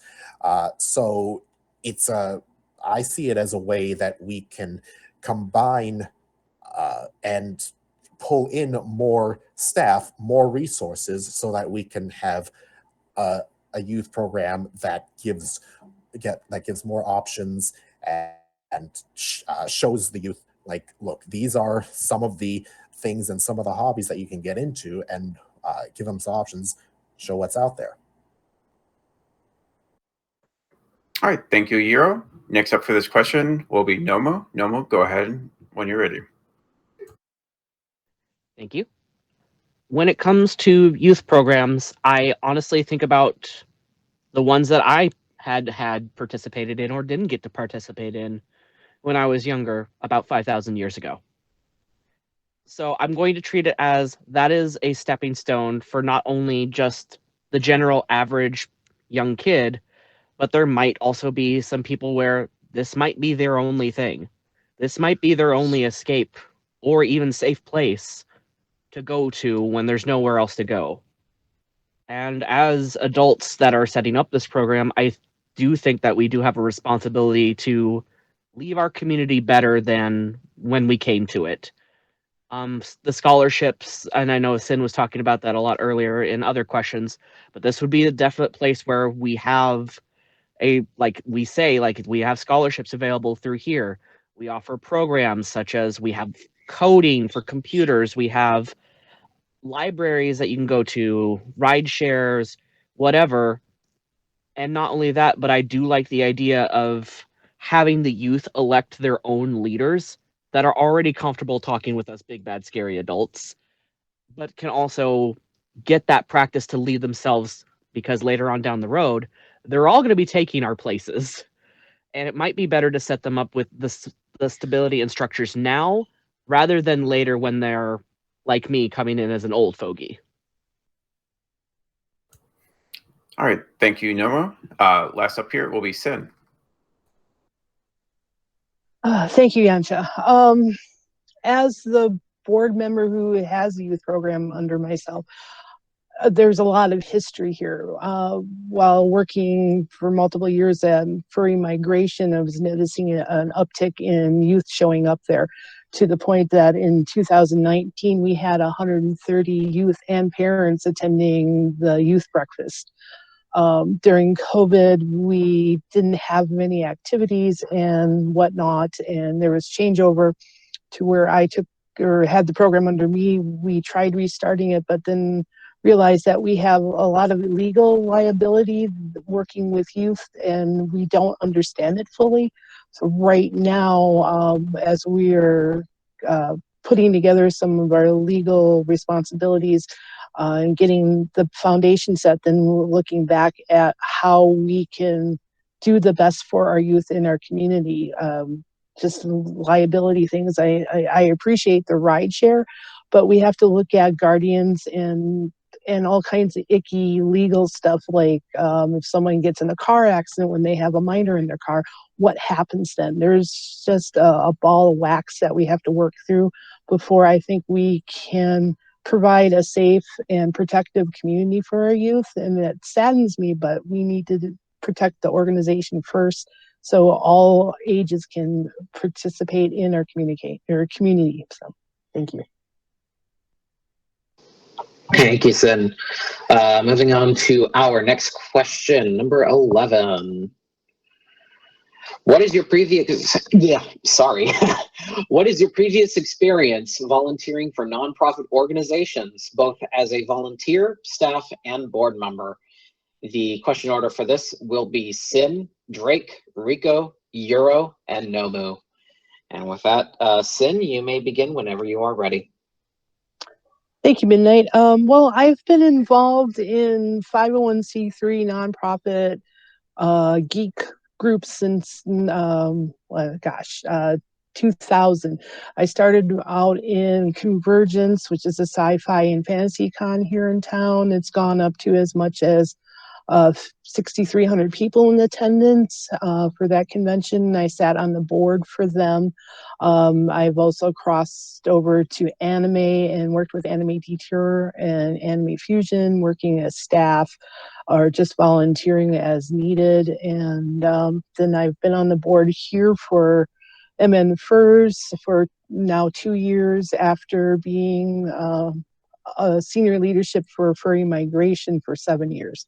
So to me, it's about serving. It's not about the notoriety. I don't like to put myself out in front. I just want to make sure that we have a well-running organization that's safe, that everybody can appreciate, and we can all come together. Outside of the geek organizations, I've been a member of the Lions Club for 19 years, and that's about helping people in need. So I guess I just like to serve in a nonprofit kind of way. Thank you, Sin. Next up, we have Drake. And take it away. Thank you. So I've actually, as far as working with my previous nonprofits before Infers, there's some volunteer opportunities that I took part of before even becoming a part of Infers, like with some of the nonprofits behind certain anime conventions here local.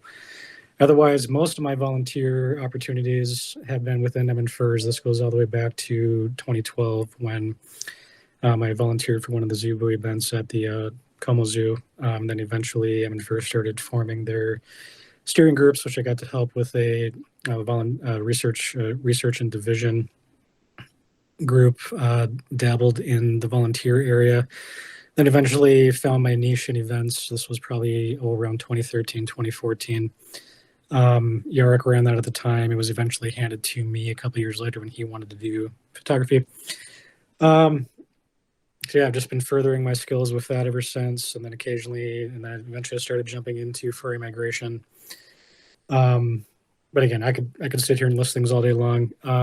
I did hold a temp board position back in 2020, but again, to kind of go off to what Sin was saying too, any skills that I have that I can provide to Infers to help make this organization run better. That for me is what it's all about. I love being able to be here and better the community and be there for the community. Thank you, Drake. Next up, we have Rico. The question once again being, what is your previous experience volunteering for nonprofit organizations, both as a volunteer, staff, and as a board member?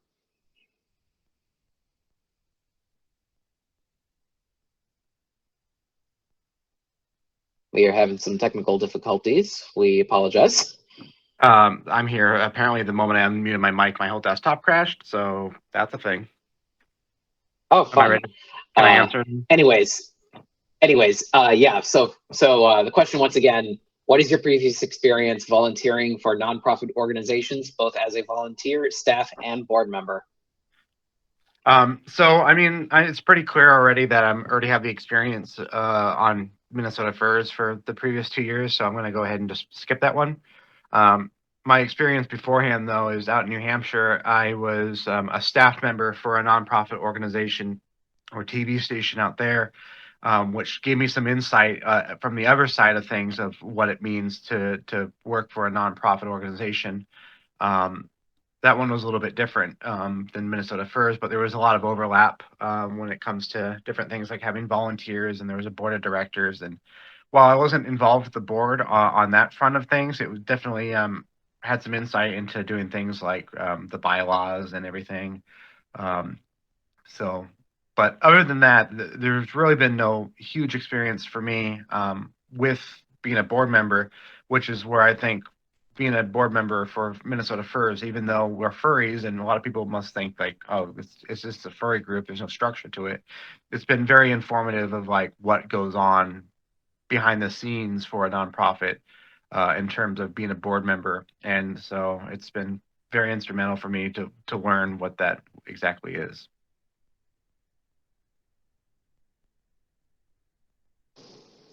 Thank you, Rico. Up next, we have Euro, and whenever you are ready, you can start. Okay, so in terms of being a volunteer, staff, or board member for a not-for-profit, all right, I first started getting involved as a staff member with Anime Detour, I believe in 2009 or 2010. I was on the programming staff, and I kept staying on as programming staff up until I think 2015, before I took a break for a couple of years. I'm still on programming staff with them. Otherwise, with Infers, I started off just helping out with photography. I did do that for Furry Migration for a couple of years, and then I became the secretary of the board, I believe, in 2017, before getting elected into a board member role, I believe, 2019 or 2020, right up until this day. Otherwise, the only other experience that I have, and this is not a not-for-profit, but I was a member of the group of people who helped run the anime club for the University of Minnesota in the late 2000s up until I graduated, I think, in 2011. Thank you, Euro. And then rounding out this question, we have Nomu, and whenever you're ready, take it away. Thank you, Midnight. A lot of my volunteering has been at, honestly, Furry Migration and the Oval Meets. I say this with a lot of love. You all have stolen me for many, many events because I am very, very loud and very, very friendly. That's not all I can bring to the table, though. Before it was dissolved and changed, my partner and I are actually volunteer fosters for parrots and other birds, not only within Minnesota, but out here in western Wisconsin as well. That involves a lot to do with a lot of people that don't always know what they're going to be doing. Before, unfortunately, this organization was disbanded, side note, we are rebuilding it under our own name. But before it was disbanded, I actually reached out to my furry friends for an event that we had in Eau Claire saying, hey, I need to do a quick fundraiser to get funds so these parrots can have their vet bills. Y'all want to put on your furry suits and go be silly? and it worked. We raised a bit of money just in that one afternoon, just on a whim. So I'd love to be able to take that type of experiences that I already have and the strengths that I already have and triple it or even quadruple it under board leadership or even as a board member myself with more opportunities. All right, thank you, Nomo. We'll be moving on to our next question here, and that is, how do you handle burnout and stress, and how do you help others around you with that? The order for this question will be Nomu, Sin, Drake, Rico, and then Euro. So Nomu, when you're ready, go ahead and please start. Thank you, Yansha. So with my job, currently, burnout and stress is a big issue to take in. Excuse me. I work in a medical factory processing a lot of stuff that has to do with COVID right now. I know that's a big hot topic word, but that is also a big source of stress and burnout.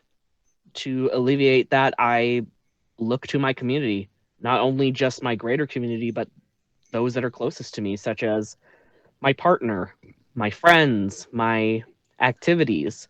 If I'm feeling burnt out and I just go, I need a break, I need to escape for a moment so that way I can center myself and be more of an adult, I can crochet, I can do D&D. A lot of the times it even is just forgiving myself. But today is not going to be a do anything day. It's going to be a turn on Netflix and heal. And a lot of that is just making sure that I am trying to be the best that I can be. And in those moments where I can't, I give myself the time to heal. And it's an important skill to have now with everything going around, gestures vaguely at everything going on.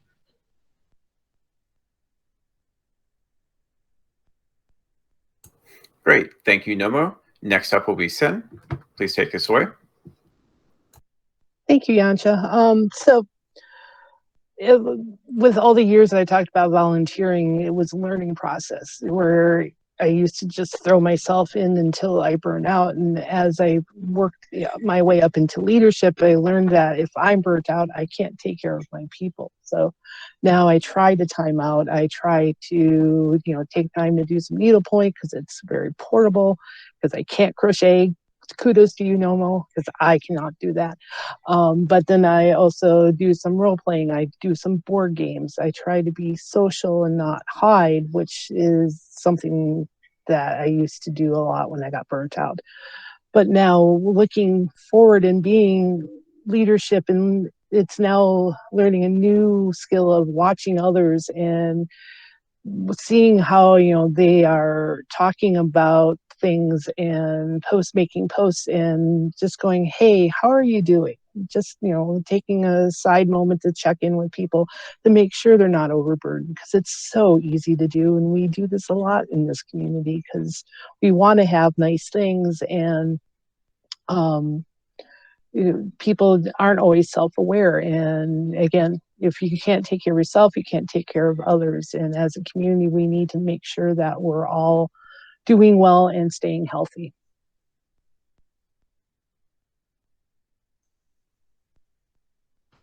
Thank you, Sin. Next up for this question will be Drake. And again, the question is, how do you handle burnout and stress? And how do you help others around you? Go ahead and take it away. So with burnout and stress, I feel like whenever this does happen, I kind of react differently to it. And then, of course, I learned from how I react to it the first time, that way going forward, I can kind of be more, if you will, proactive with it. So like I've got, as others have mentioned, I got other hobbies like with photography, gaming, PC building, researching, playing with a lot of the latest Apple products, if you will. Or try to take the positives out of my own hobbies that I have, and kind of focus the energy into something positive. That way I'm not just thinking about work, because between Furry, actual work, and just juggling life and everything else, I mean, again, it's we've all been there. It's a juggling act for all of us. For us that's currently on the board, going to be on the board, who's currently doing staff positions here and elsewhere. It's a game that we all play, and we all play it a little bit differently. As far as helping others around you, if I know that there's somebody within my department that's dealing with life and can't assess, like for example, I've ran across that within the events department. I'll check on them periodically, be like, hey, how are you doing?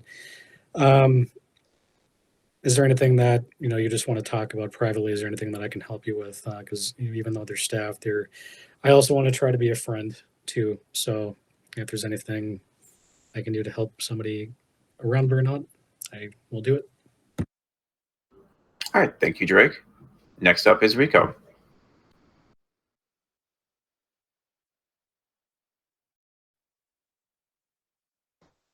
Enrico, it looks like you're muted. Yeah, thank you. Yeah, as I said before, burnout is definitely a very real thing, and I've experienced it, both in somewhat in part of on the board. Luckily, not as much because I've been trying to delegate when needed, but definitely have felt it on the Furry immigration side of things. And I think definitely, like Drake said, it's definitely a juggling act. And actually, I think it's something that a lot of people have already said is knowing when you need to step away from something and just take a break and just kind of zen out for a bit. For me, that's in its forms of hobbies, much like other people said, either gaming or video production work or just tinkering with something. And it's also good to be observant when on the board or even as a staffer. You don't have to be a board member to know and observe burnout, especially when you're in a leadership role. It's good to kind of make sure that you know that the signs of burnout and doing what you can within your own power to try and help delegate or step in and be like, hey, looks like you might be struggling with this a little bit. Is there anything I can do to help, or is there anything I can do to find someone else to help you? It's definitely a two-way street of knowing when to step back yourself, but also knowing of when others also need a helping hand or redelegation. All right, thank you, Rico. Last up for this is Euro. Go ahead and take us away. Okay, what I would say is that what I try to do for burnout and stress is to prevent burnout from actually happening in the first place. And I try and do that by spreading things out throughout the year, like events, conventions, things like that. But eventually, burnout does happen, and it did happen to me. So what I try and do is basically say, look, I need to take some time away. I'm going to pause everything, go do something else, go to focus on some other activity for a while, one of my other hobbies, and then come back, finish the task at hand. And then for helping others around me with burnout and stress, it's essentially saying, look, why don't I take care of this for you? And then asking them, is something wrong? Checking up on them. Is there something you would like to talk about? And then just help giving the other person just some time to think for themselves, get their lives in order, and then just helping them through what may be just a temporary rough patch. Thank you, Hero. Moving on to question number 13. And I apologize that we are running a little bit behind schedule here. So we got a few more questions to go through, and hopefully it won't take too long. Sorry about that. But question number 13. Have you mentored people before? What is the Infers' responsibility to mentor and be a role model for future leaders of the community? Our question order for this one will be Euro, Nomu, Sin, Drake, and Rico. And with that, Euro, whenever you are ready, you can start us off.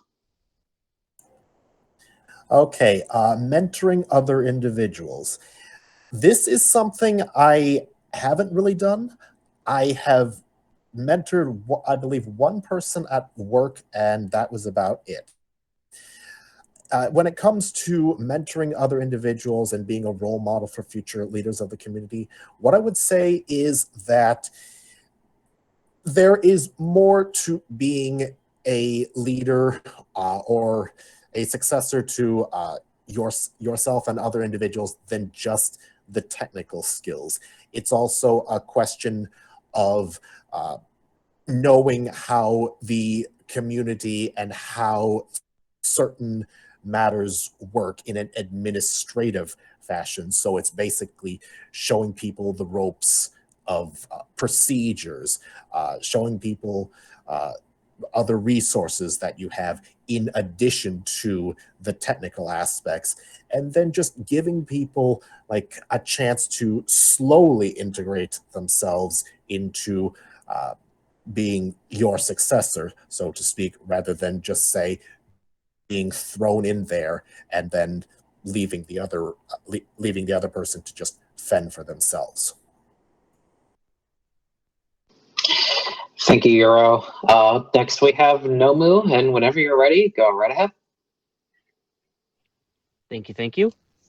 Mentoring, I don't think I've actually officially mentored, but I have done a lot of training as well as guidance, not just in my own job, but in just general day-to-day life. And I think part of that can also go back into the role of mentoring, which is doing it better than when I was taught to do it. You know, here are some of the mistakes that I made that I definitely don't want you to make. So here's how to fix task 1, task 2, task 3. Part of that for being a mentor and a role model to the community is being open and honest. Like I've said before, not everybody is going to understand all the ins and outs coming in. I certainly don't. But being open and honest and saying, hey, the job that's coming up, it's a lot of responsibility, but I think you have the skills as well as the emotional maturity to be able to handle this. And I'm here with you. You don't have to go this alone.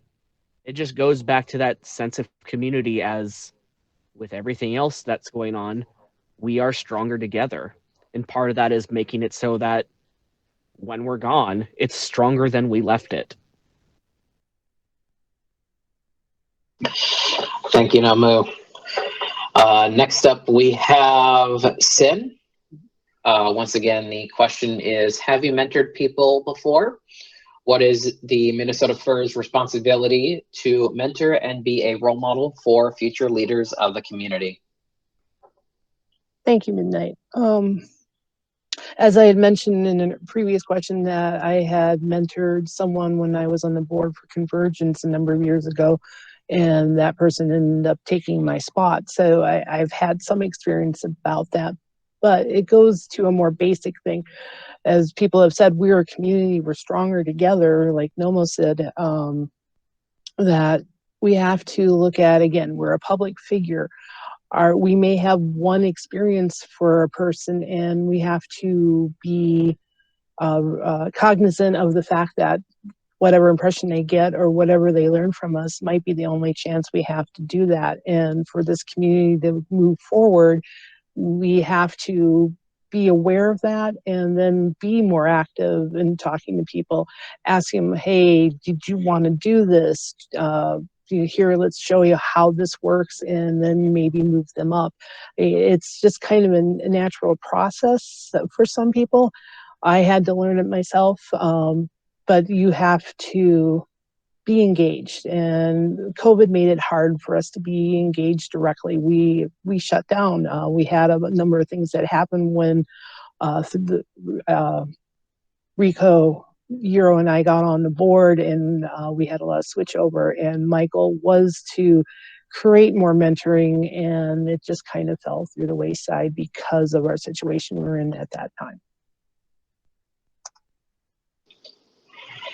Thank you so much, Sin. Up next, we have Drake, and whenever you're ready, you can begin. Thank you, Midnight.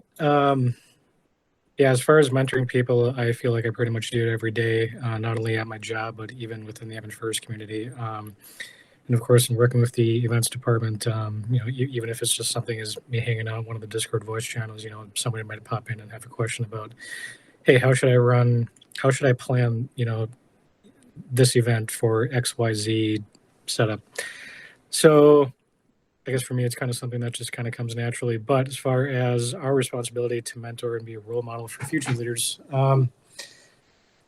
is the way that I'll approach this question is, like, for example, if we have a group of volunteers that show a lot of strong interest in wanting to join more higher tier roles, it's our responsibility to not only kind of share our experiences and our I'll just say documentation, if you will, but make sure that you keep those people close, because these, again, could be potential people to work alongside us and help the organization grow. Or if it's something where you want to move into another department, they could be your successor, kind of thing.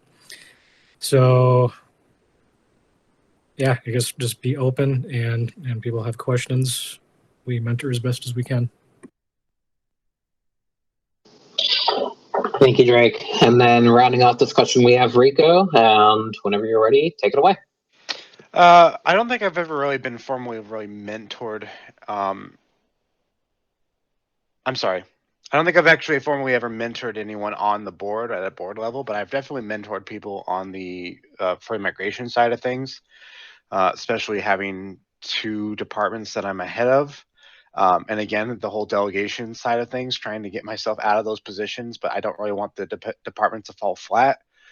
Primarily in like the departments of video when it came to live streaming and everything. Calevero was somebody I mentored for that, and he really took it and ran with it.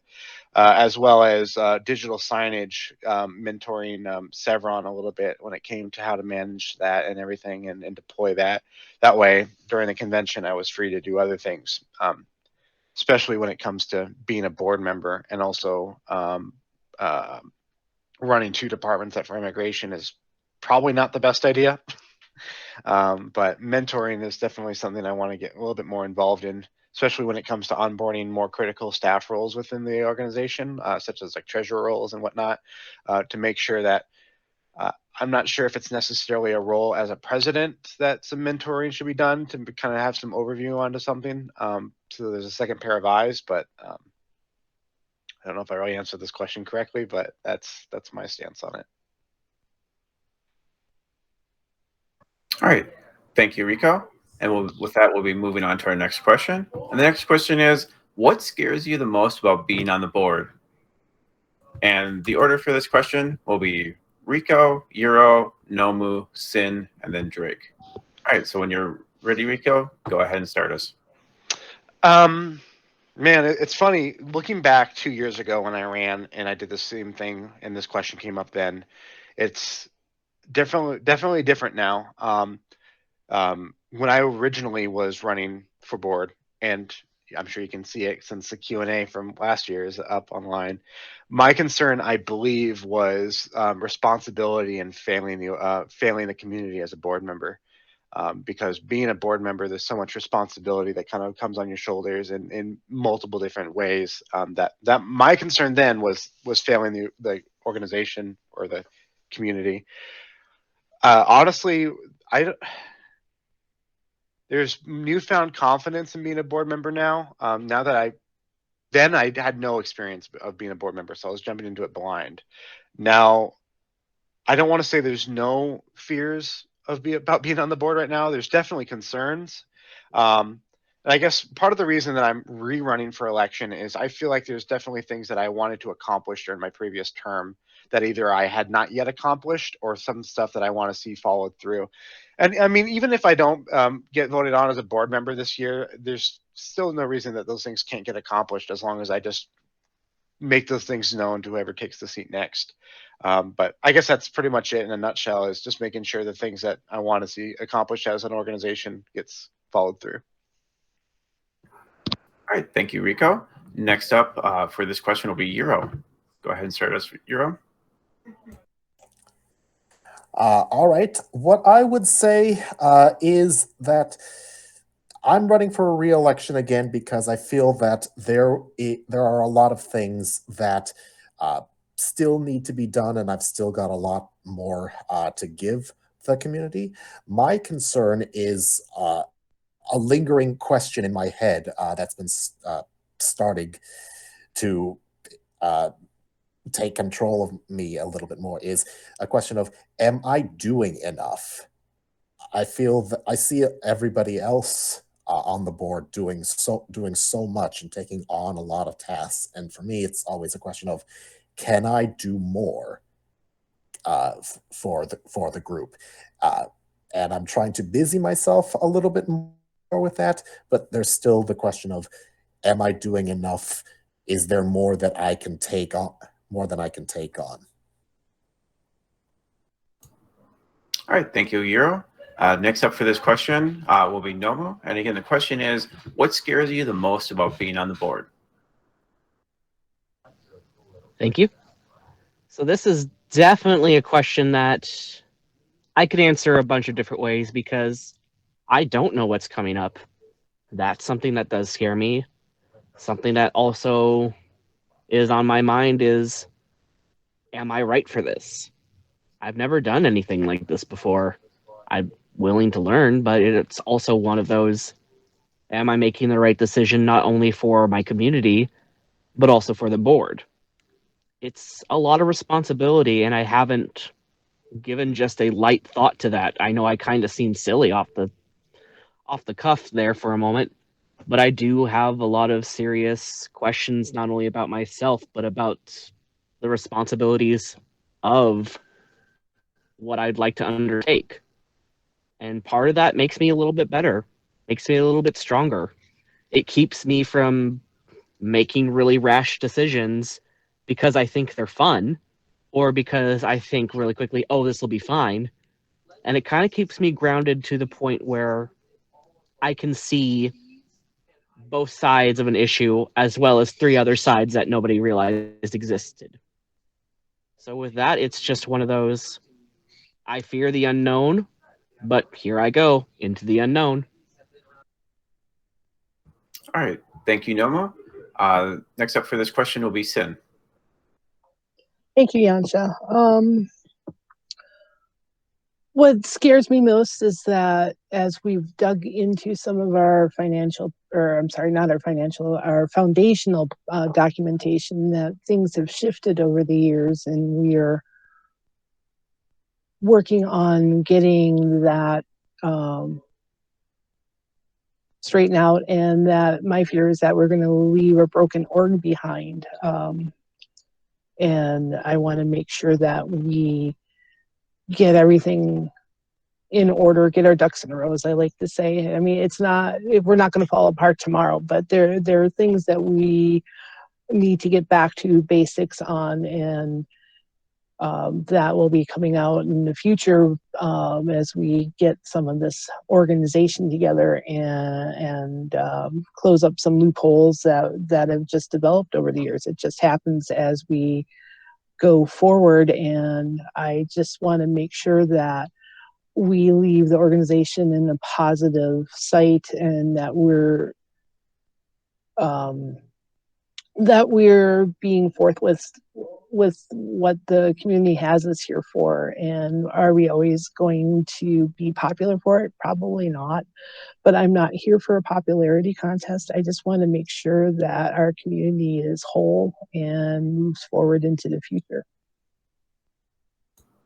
All right, thank you, Sin. And last up for this question is Drake. Thank you. I think as far as what scares me the most about being on the board would be, say if there are certain goals that I wanted to accomplish and I'm not able to accomplish them. I think that's honestly one of the biggest reasons. Because if I do get voted onto the board, there are things that I do want to work on accomplishing, but in order to do so, and again, a lot of other people have touched on this too, I'm going to need to kind of shift around some of the current responsibilities I have within other departments that are outside the board. So therefore I can meet those requirements of what I want to do and what others on the board at that time will want of me, as well as, like, say, for example, if there's certain things with the community that community members want that they speak up on, heck, I might start giving myself some other responsibilities like that too. But now, to stick to the question, what scares me the most about being on the board is saying I'm going to accomplish X, Y, Z and not being able to do it.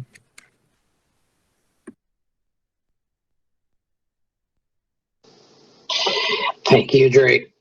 Thank you, Drake. Moving on to question number 15.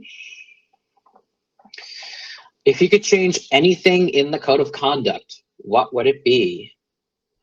For the question order for this one will be Drake, Rico, Euro, Nomu, and Sin. With that being said, Drake, you can start us off. Thank you. I was also not expecting to be the first person on this one, and it's been like forever since I've looked at that code of conduct. So I admit I'm completely off. I got caught completely off guard on this one. Honestly, to kind of answer the question this way, I'm just going to say, as a group, as a board,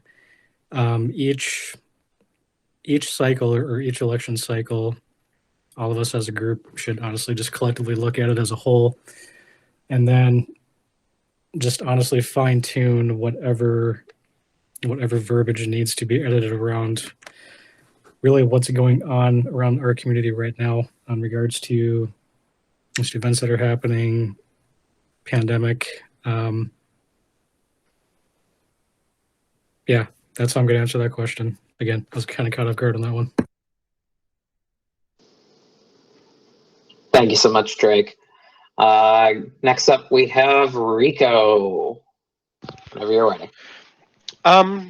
It wouldn't necessarily be what I would individually change as an individual on the board about with the code of conduct. It would be more of like with the retreat that we do after the election cycle is over, looking at our operational documents and going over it as a group to see, okay, let's actually read through this from beginning to end and assess what about it is right, what about it is wrong, what can be revised.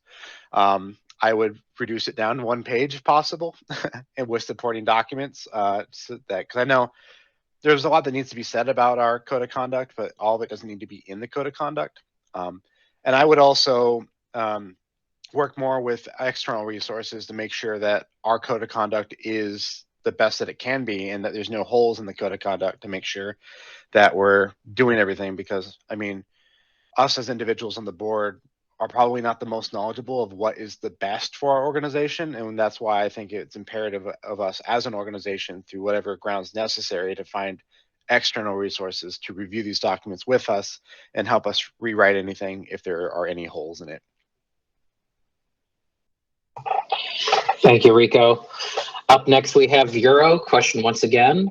If you could change anything in the code of conduct, what would it be? Okay, what I would say is that having actually looked over the code of conduct right this morning, actually, what I would say is that the biggest shortfall and the biggest issue right now is more of, you have the code of conduct. How are we going to go about actually applying it in our events, and then clarifying processes, procedures on how we're going to enforce it should certain events take place, and things like that. I know we have procedures, but sometimes we have to deviate from them. Otherwise, it's just a matter of it's too reactionary right now, and I'm just hoping that we can clarify and codify some of the procedures in being able to enforce the code of conduct.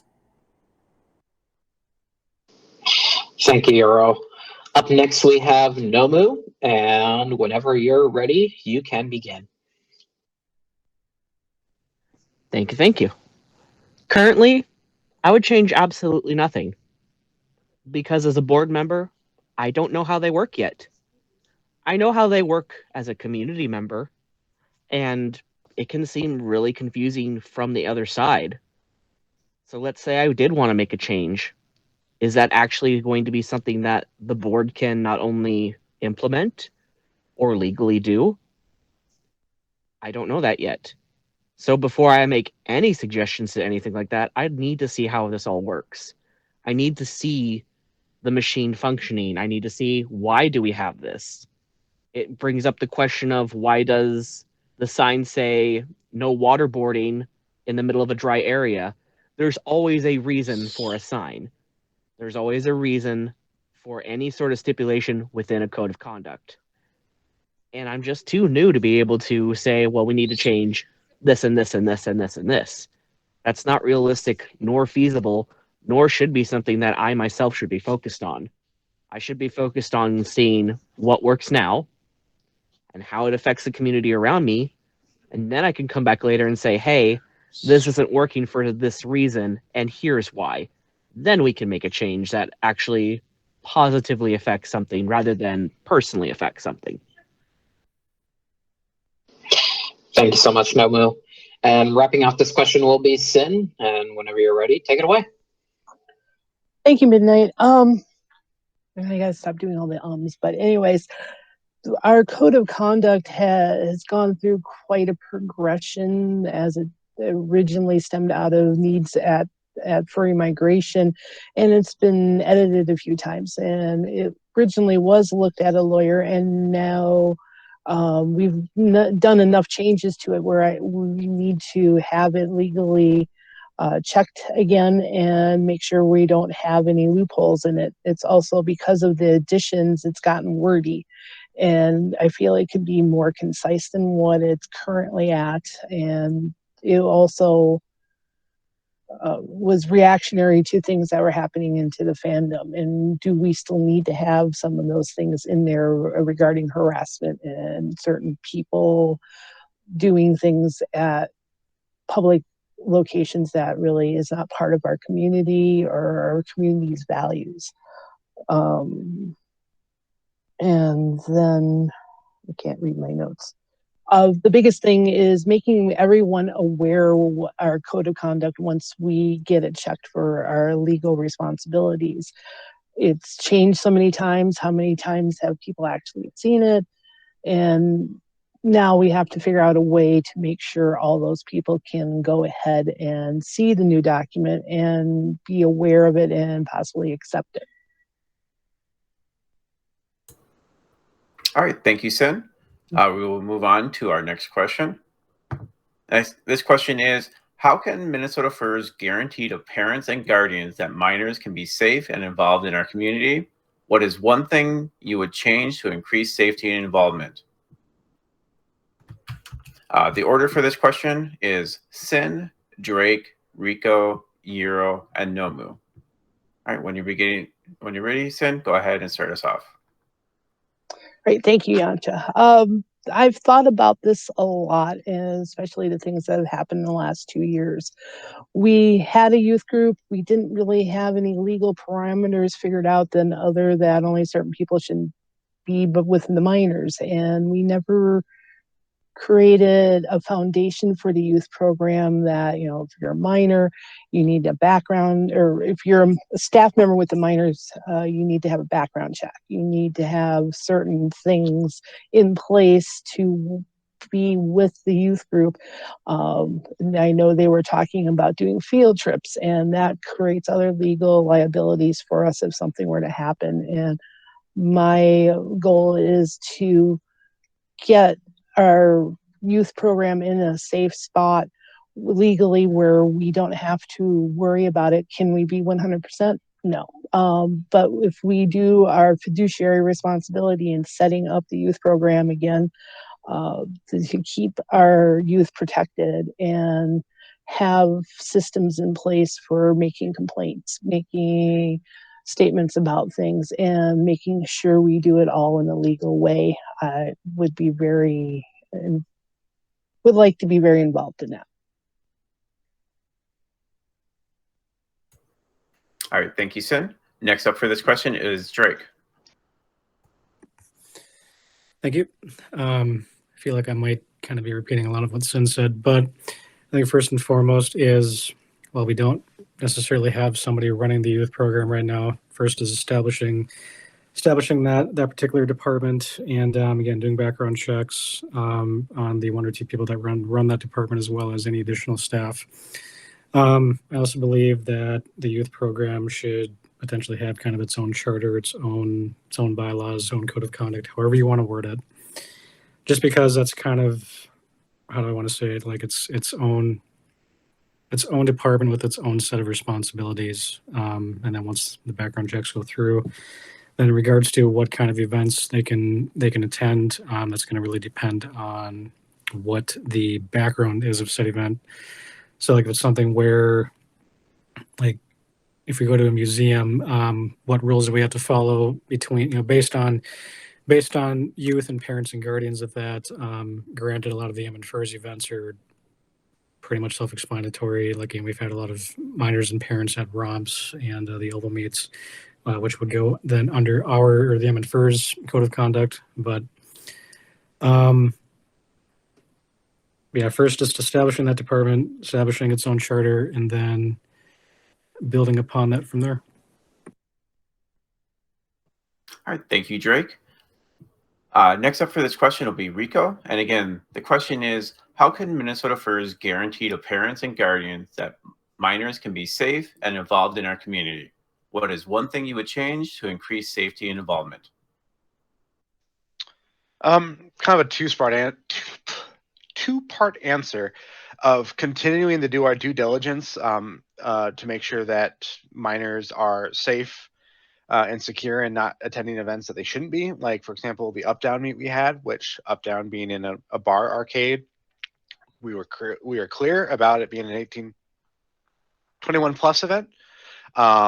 So definitely continuing to do that and making sure that a youth doesn't accidentally show up to an event or make our youth parents think that we're trying to encourage their kids to show up at a bar. But also making sure that we're doing everything right in our power to ensure that, like, our code of conduct, like kind of like what Drake said, our code of conduct is aligned for youth participation. But then also doing things like Midwinter Frolic, not having a youth component to it, because there's just way too much legal liability behind that. Yeah, that's about all I got on that one. All right, thank you, Rico. Next up for this question will be Euro. When you're ready, Euro, go ahead and start.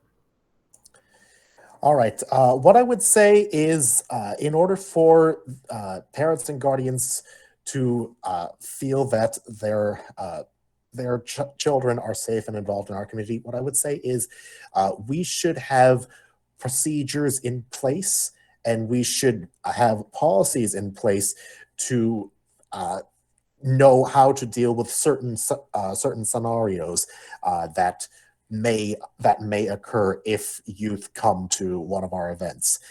And that is what I would say we should focus on the most. In terms of increasing safety and involvement, what I would say is we should constantly be reiterating that the board is here in case something goes wrong, in case there is an incident, in case there is a complaint, and then we are able to go in. We can take a report then and there as soon as possible, and then we can react to it as quickly as possible. And also, we need to be able to document things much more thoroughly, include dates and times of when certain events take place, because when an incident takes place, there is an inundation, there is a huge amount of information, and it's best to be able to put all your ducks in a row, so to speak. All right, thank you, Euro. And last up for this question is Nomu. When you're ready, Nomu, go ahead and start. Thank you, Yanta. When it comes to guaranteeing these parents and guardians that we are safe and involved, we need to flat out be proud. Be proud and say, yes, anybody that works with the minors within our program, we've background checked. Here's where you can find that. That's something we should absolutely be proud of. That gives the parents another peace of mind, like, oh my gosh, yes, they care. That is extremely important. as far as increasing the safety and the involvement, it is legally extremely tricky. Sin brings up a lot of good points with that, especially when it comes to any other further outing. So definitely keeping on top of whatever policies that we're going to have in place for that should remain 100% top priority. The other thing I want to mention, though, is that there are eventually going to be rule breakers. That's just the inevitability of a bunch of people working together. We need to focus on what we're going to do if somebody breaks those rules, when somebody breaks those rules, and how are we going to continue to be like, yes, this incident happened, 100% visibility with it. What do we do with the individuals then and there? That's something that we are going to have to take account of, because that affects all of us, not just the youth. That affects the whole entire furry community as a whole when and if it happens. Thank you so much, Nomo. Moving on to our next question, our second to last question. We're nearing the end here. 2022 marks the 10-year anniversary since the foundation of Minnesota Furs is a 501c3 nonprofit organization.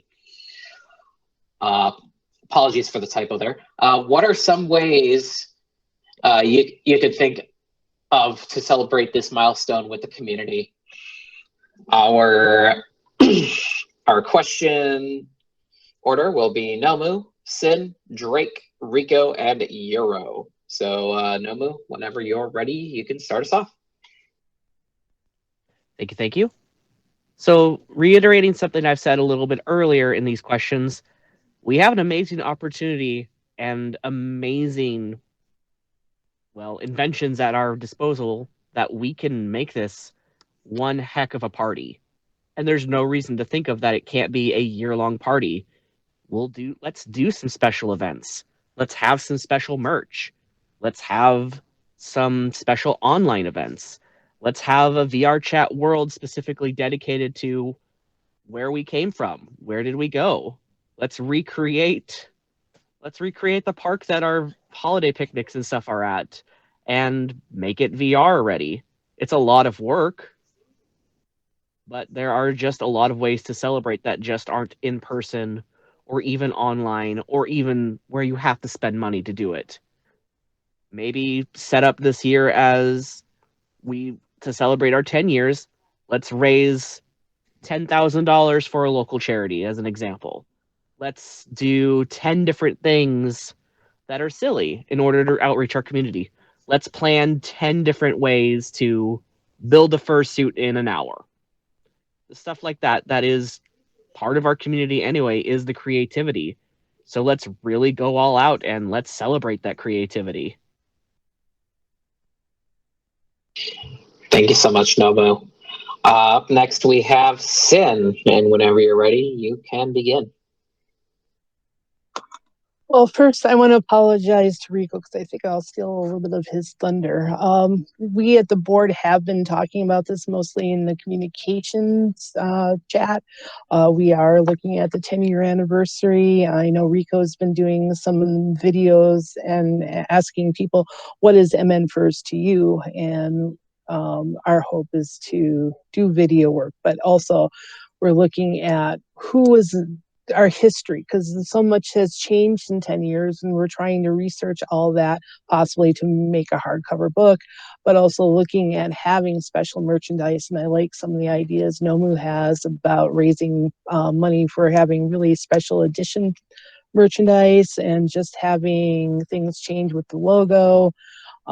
For the special year, it was our hope or it was my hope, I won't say our hope, it was my hope to do something each month up until October 15th, when our 10th anniversary is when our 10th anniversary is actually in place. But why not celebrate it every month? And we're looking at things like that. And I think that's all I have to say about that, so I don't steal any more from Rico. Thank you, Sin. Up next we have is Drake. Once again, the question being, and again, I apologize for the typo in the slide here. 2022 marks the 10-year anniversary since the foundation of Minnesota Furs as a 501c3 nonprofit organization. What are some ways you could think of to celebrate this milestone with the community? So I'm going to kind of speak more on this question more from the event perspective. So, going way back before Infers was even named Infers, it was under a completely different name. Like it was mainly held at the Perkins. Like I know we're slowly bringing those back into a rotation, but bringing back a lot of those. I'll just use the word old events that a lot of people had fun with, like whether it was the unlimited community fur bowling events. We're really just kind of bringing a lot of those back for nostalgia. I mean, heck, maybe we could even do one to where it's advertised using that old name, just again for fun. But then also, since we're celebrating that 10-year anniversary mark, potentially have like this could be done even at an Ovamate where we could kind of explain what it took for Infers to become a 501c3 and why we're celebrating it, and what do you, the community, think, kind of thing.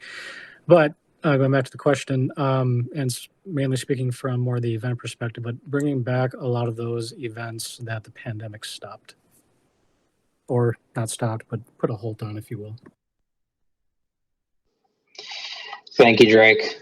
Moving right along, we have Rico, and you can go whenever you're ready. Man, I really wish I had more than a minute and 30 seconds to talk about this. First off, I want to just mention Denomu. Man, those are some really, really good ideas. And even if you don't get on the board, or if I don't get reelected for the board, I'd love to work together with you on that. Some of those things you brought up, those are. I mean, I'm taking up time from my answer to just say, man, I'm really impressed with those ideas. Anyway. Damn, my mind is going nuts thinking about all the different ideas you mentioned. Now I completely blew my train of thought. But yeah, to touch base on, thankfully Sin already answered a lot of what I was going to say. So even if I don't answer in full, then that's covered. It really derailed me. Yeah, doing a hardcover book would be great. Just to kind of show the history of Minnesota Furs and where it began, because I'm sure a lot of people don't know where Minnesota Furs began, even before, like Drake said, when it was North Star. Whatever it was called before. I can't remember. It's on the website. But also we have resources like from Furry Migration Online. When we weren't able to do a convention that year, we were able to live stream it. And we have a ton of promotional credits from our partner, Mux, that helped us run that the stuff that we have, stuff that we can leverage. And it'd be cool to do like a live stream where we do those donation incentives and everything. And releasing a documentary of, I know it's 2022, we don't do DVDs anymore, but doing some sort of sales of that and partner with something like iTunes to get those out. There's so much possibilities for the 10-year anniversary. Thank you so much for that, Rico. And then rounding off the 10-year anniversary question, we have none other than Euro. Take us away. Okay, what I would like to build a little bit on what Drake had mentioned in bringing back some of the events that we had in the past, but we have no longer we no longer do. We can take some of those events and we can try and bring them back, so to speak. But also, I would say take some pieces of history, like some of the old names that we had for the group before Infers, and try and bring that back. Show the progression from one group to another group to another group, and also to bring in some of the people who have brought us to where we are from where we started. And then also taking a look at, yes, this is where we have come from, starting from 10 years ago to the present day, but then also including a little bit of, and answering the question, bringing a little bit of where are we going in the future? How do we want to go forward from 2022 onwards into theoretically 2032, which is the next 10-year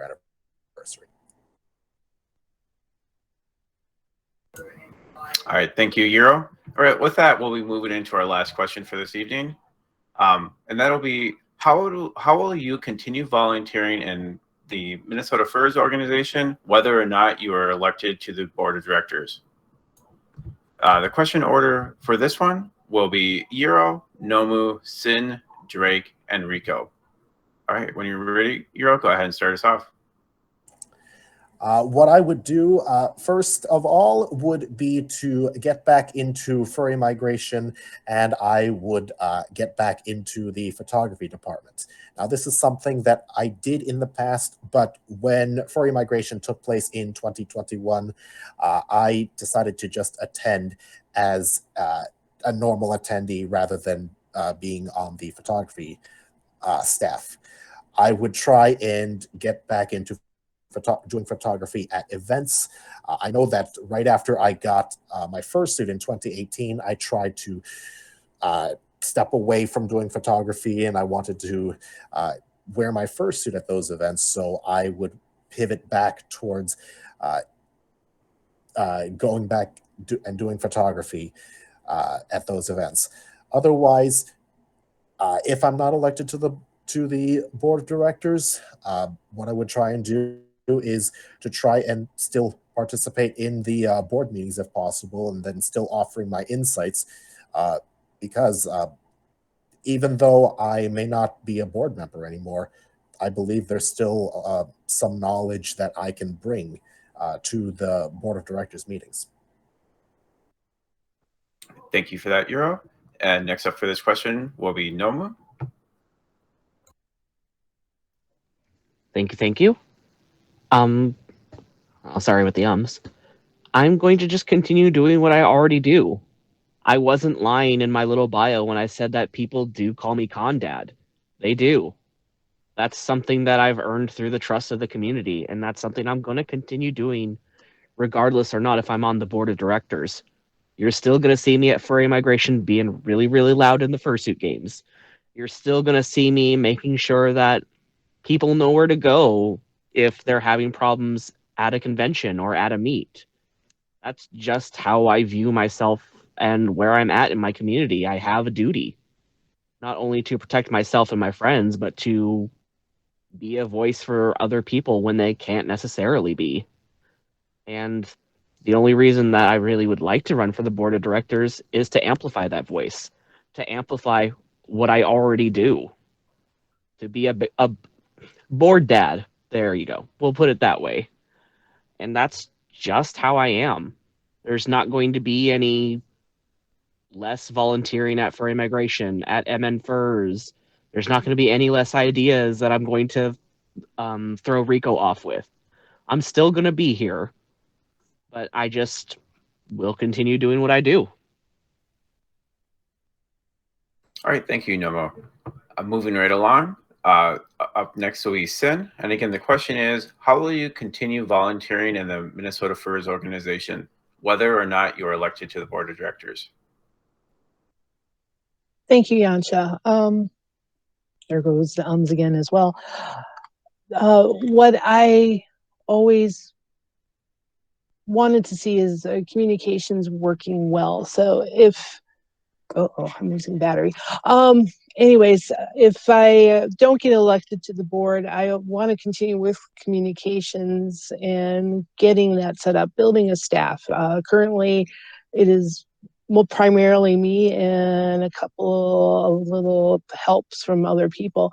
And I think we can do a lot more if we can build staff and then make sure that we are working in concert with our events, and then broadening that information and publicity out to the world as a whole. Again, making people know what furry is,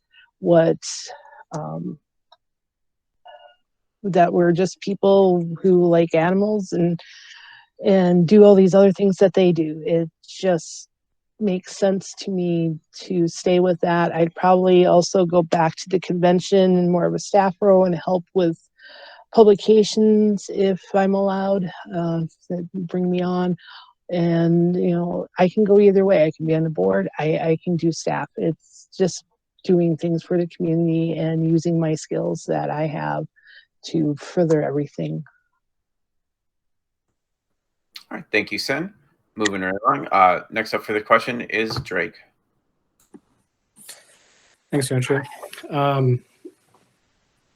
Yeah, I'm not going to be going anywhere. So even, for example, even if I'm on the board of directors or not, no, there's still plenty of things within the other departments that I staff that, again, whether I'm elected or not, there's changes. There's still things that I want to do with those departments. Because yeah, I'm always just one that always likes to be doing something, and if it's whether it's in the same department or let's say I decide I want to jump into a different department for new challenges, it's always for that same goal of just figuring out how I can use my skills to help this community, continue to help the community grow, work with our other staffers, continue to work with our board of directors, and just keep that going.